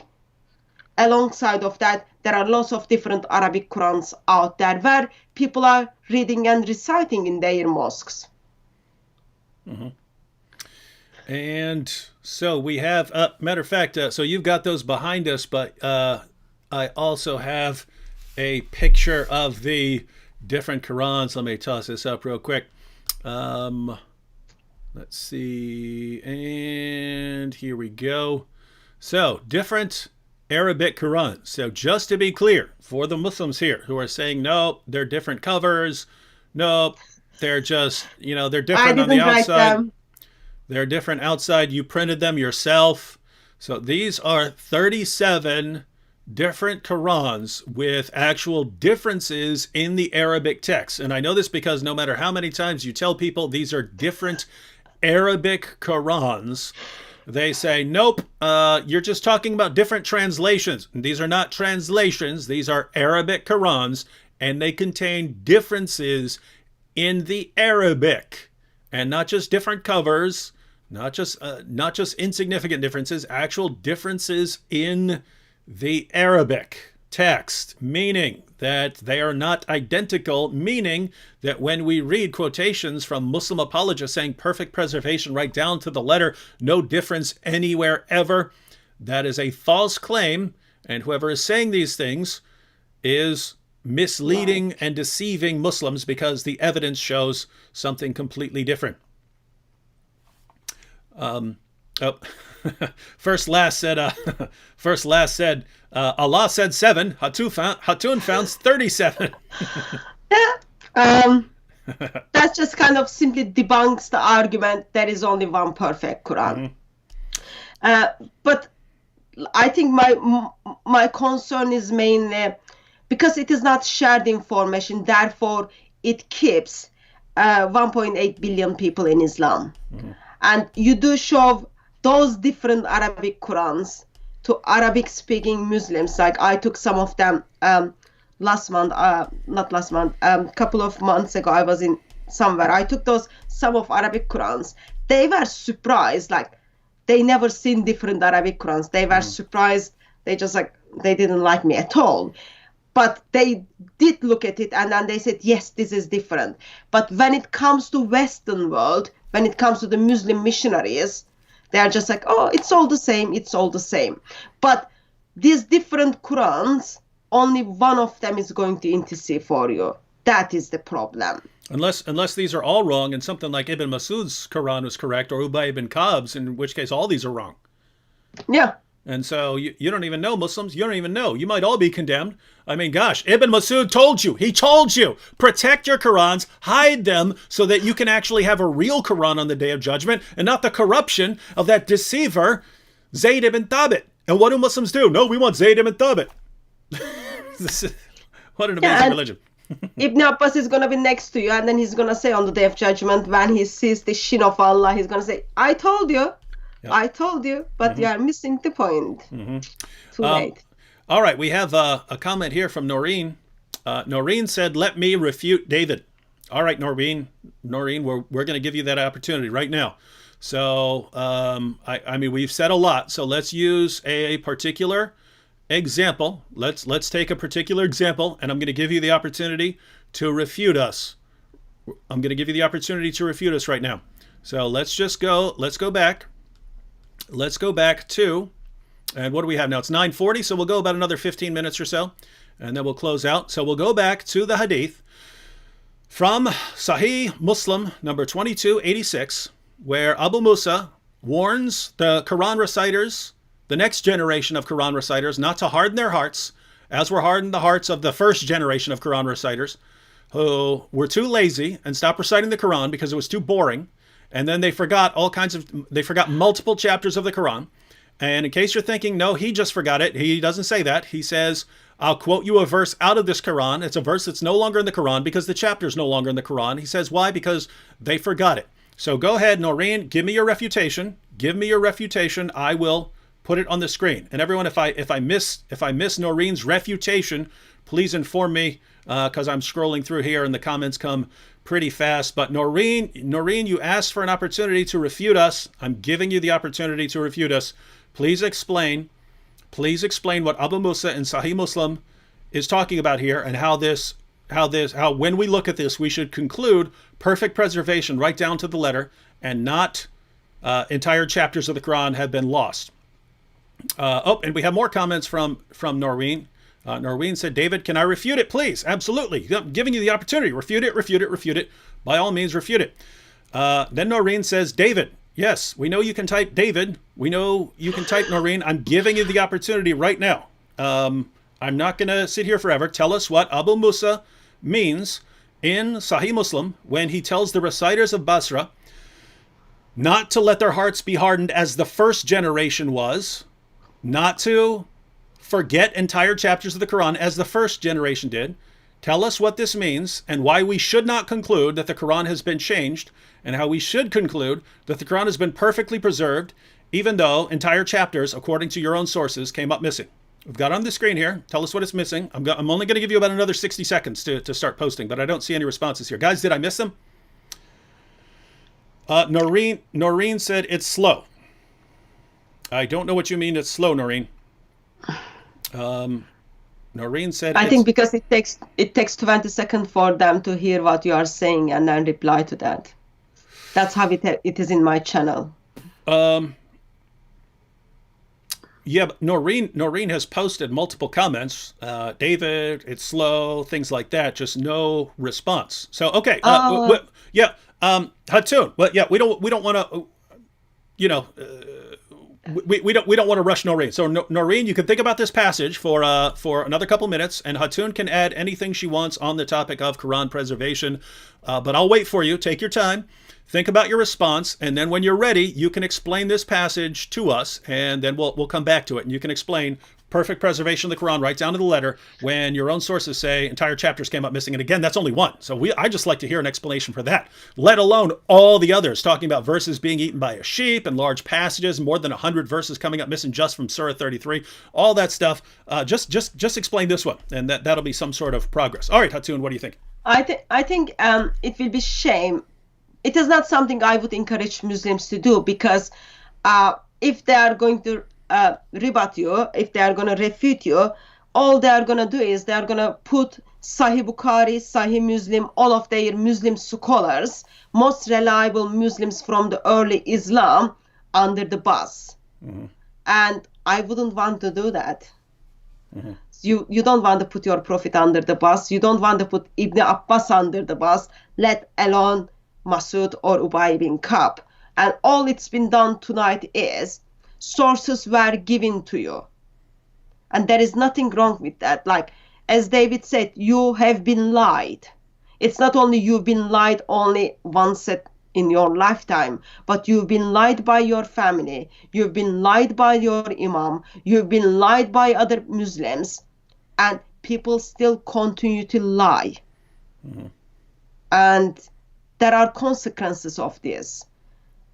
Unless you are going to bring us something which Allah clearly states, when Muslim 2286 says, 300 verses got lost, Allah actually meant something else, which usually Allah does without any reference. Or if you want to pull more denial games, that's absolutely fine. But deep down in your heart, you will be accountable for the information which was passed to you from Sahih Muslim in this occasion. And so, I'm still, I don't know if Noreen has posted a response yet. I'm still scrolling through, but did want to post this objection here from Nona Bubble.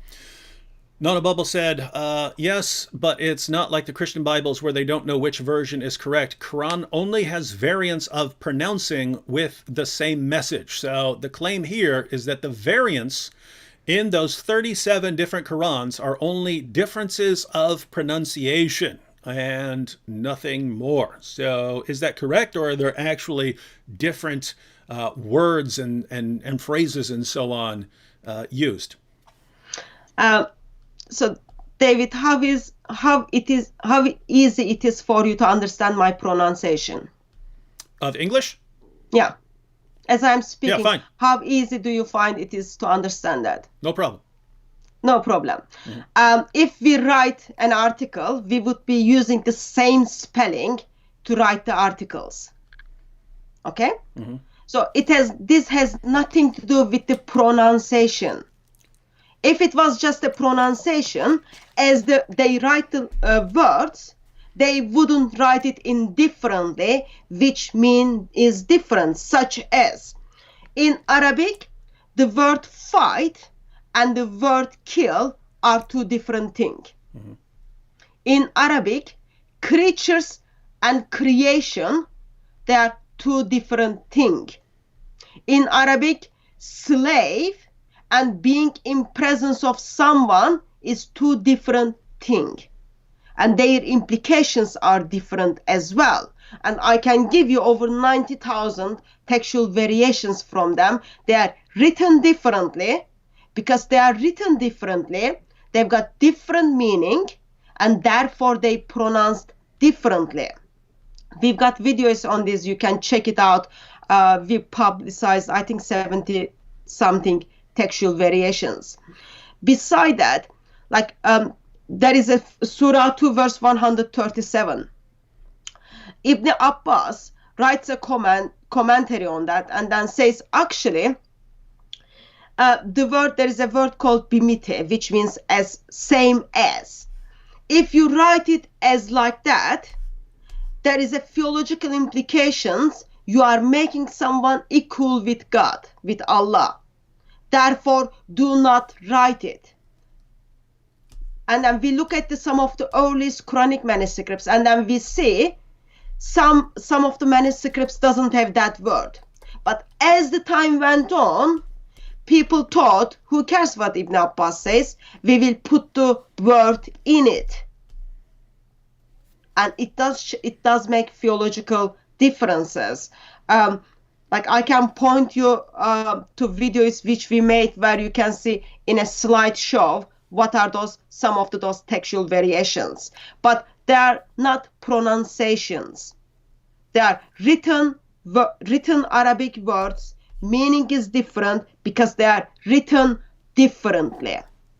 That's what it is. Yeah, and that's and keep in mind, everyone, that's just the current manuscript. So that's after the all, the variants are burned and so on. That's after they get rid of Ibn Masud's version and Ubay ibn Ka'b's version, because I mean, keep in mind when you're reading when you're reading about the things that were different between our Quran and Ubay ibn Ka'b's Quran, it's things like in Surah 33, verse 6 of the Quran, when it said that Muhammad's wives are their mothers. This is why they're given Muhammad's wives are given the title mothers of the faithful. The Quran now says, and his wives are their mothers. So the Muhammad's wives are the mothers of the faithful. Well, in Ubay ibn Ka'b's version of the Quran, he also had, and Muhammad is a father to them. Muhammad is a father to them was originally in the Quran. So notice, this is not a dialect difference, right? That's an entire phrase. If you talk about, the early guys, they had different chapters. Ibn Masud had fewer chapters. Ubay ibn Ka'b had 2 entire additional chapters in his Quran. We read about other chapters coming up missing and so on. So you go back to the early sources, you find all kinds of differences. The differences Hatun is talking about right now is, even in spite of all their efforts over the centuries to conceal evidence and to settle upon one Quran, they still can't do it. They still can't come up with one single Quran. There are differences. So we have the examples of Surah 33 verse 6. Same in Ibn Masud's Quran as well. Ibn Masud's Quran says, and his wives are their mothers, and he's their fathers. If you look at the earliest writing, like I've got list of just examples for the Surah 2, where early Muslims are disagreeing, and in Surah 2 you've got over 100 textual variations which early Muslims were disagreeing with one another. That's like problem. All we ever see is problems. Guys, has Noreen posted a response? I'm scrolling, but I was talking for a minute, so I don't know if I'm listening. I don't know if I'm missing something here. So could anyone tell me if Noreen posted a response? If not, I'm probably going to give up on Noreen. Well, I see Noreen down here said, here it is, but I don't see a response yet. Trying to be nice, guys. We only have a few minutes left, and we have to cut out. So tell us what Abu Musa means. Tell us what Abu Musa means when he says that their entire chapters of the Quran were coming up missing. Again, guys, let me know if I missed the response, because I see Noreen posted, here it is, but I don't see anything. But I'm not just going to keep waiting if there was no actual response. And guys, do you even understand how patient we are? That we present information, but then a Muslim specifically says, I want to refute you, and we stop, have no idea who this Muslim is, and we say, all right, we'll stop right now, you can refute us. Here's a simple point, go ahead and refute that simple point. In your sources, we have tons of sources showing that your Quran has been changed repeatedly, and yet Muslims say, perfect preservation right down to the letter.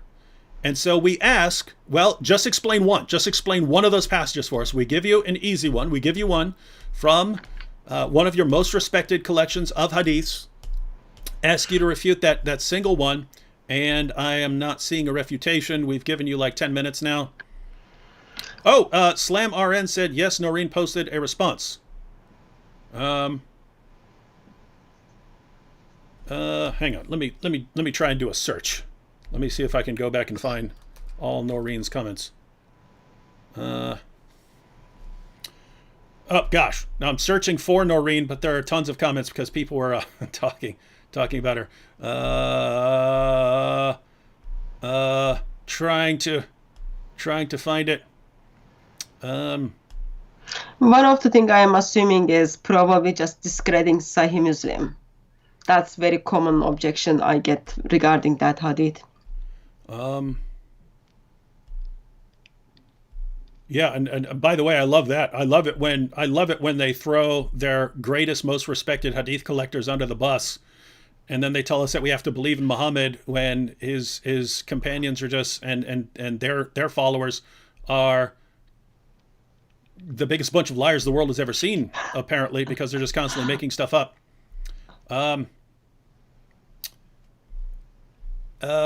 Gosh, guys, I don't want to keep sitting here forever. We got 1,250 people in the chat. Guys, someone just, if you saw Noreen's response, go ahead and cut and paste it again so I can see what it is.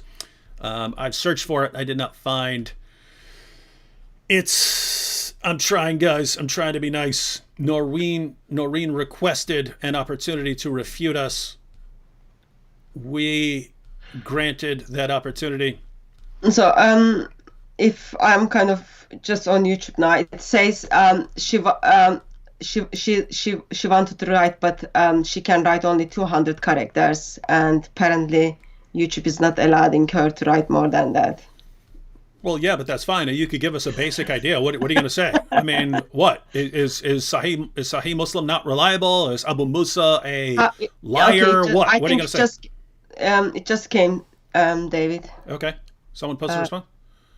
Yeah, so how come some Christians read the Old Testament from the Torah? What? How come some Christians read the Old Testament from the Torah and not the Bible because they fear the translation has been biased to suit Christianity? That's Noreen? That's maybe. That's what my text is saying. Because someone is just sending me text. Yeah, I see Noreen complaining that YouTube is not allowing her to write. Yeah.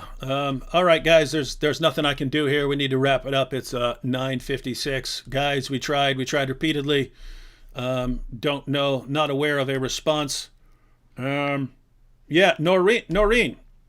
Yeah. If a lot of people are saying Noreen, you can put it in the comments. Afterwards. So you can't post a comment now until this. It takes probably like 15 minutes or half an hour, something like that, to come up.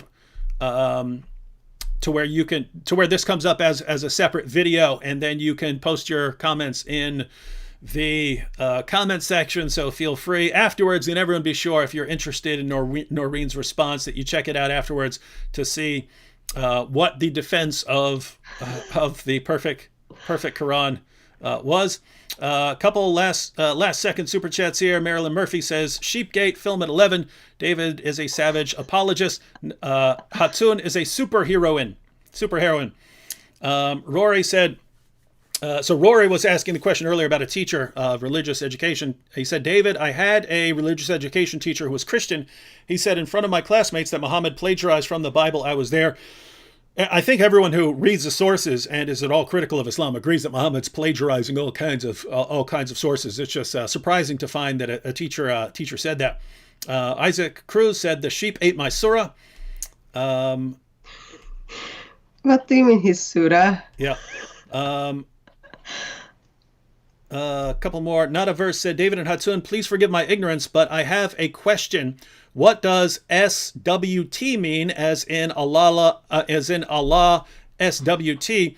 Does the SWT stand for sexy white thing? Because that would actually make perfect sense. No, SWT is an abbreviation of Subhanahu wa Ta'ala, which means something like glory be to him, the exalted. Yeah, praise be to him, the exalted one.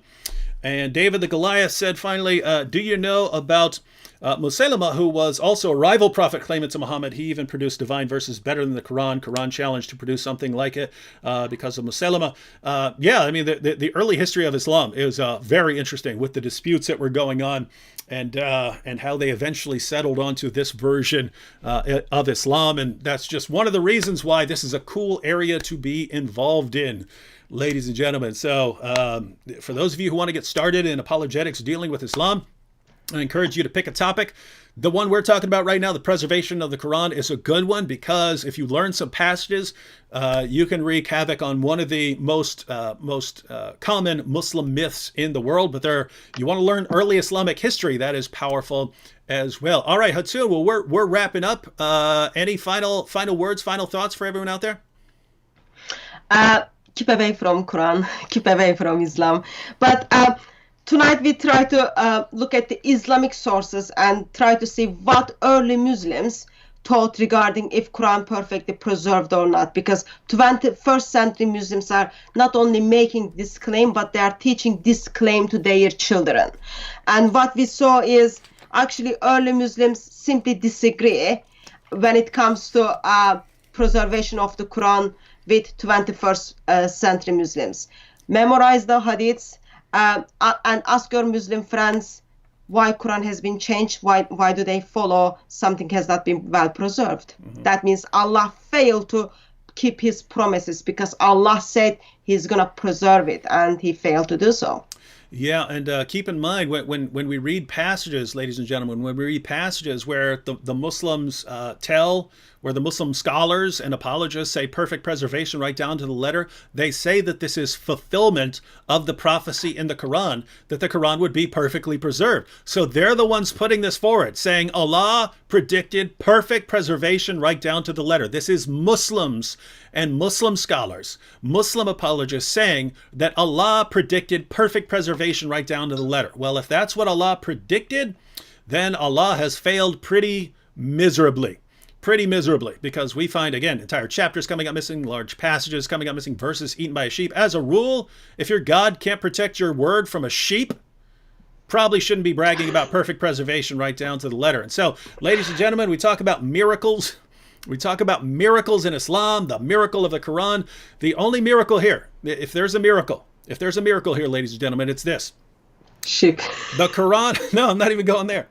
The Quran has all of the features of a book that's been changed and corrupted. It has all of the features. If you list every feature of a book that's been changed and corrupted over the centuries, the Quran has all of them. And yet, miraculously, it's still been perfectly preserved. That's the miracle, right? That's the miracle. It has all the characteristics of any other book that's been changed repeatedly, and yet it's been perfectly preserved anyway. If anything's a miracle, I guess that would be. But I'll stick with the resurrection. And I'll just close out with this comment. Sophia Film said, Hatun is the best, better than you, David. Oh, sorry about that. No, that's a good comment. Hatun is the best, better than you, David. So that's a good comment to close out with. Amen, Sophia. And by the way, Sophia Films, I always assumed that you were a woman because of the Sophia, but someone pointed out that you're actually a man. So then I'm thinking, oh, okay, so that makes sense. So he's doing it in the sense of the Greek meaning of the word Sophia. Yeah. So yeah. Sophia, wisdom and films. And so, okay, I apologize that you're actually giving the title of your films here. All right.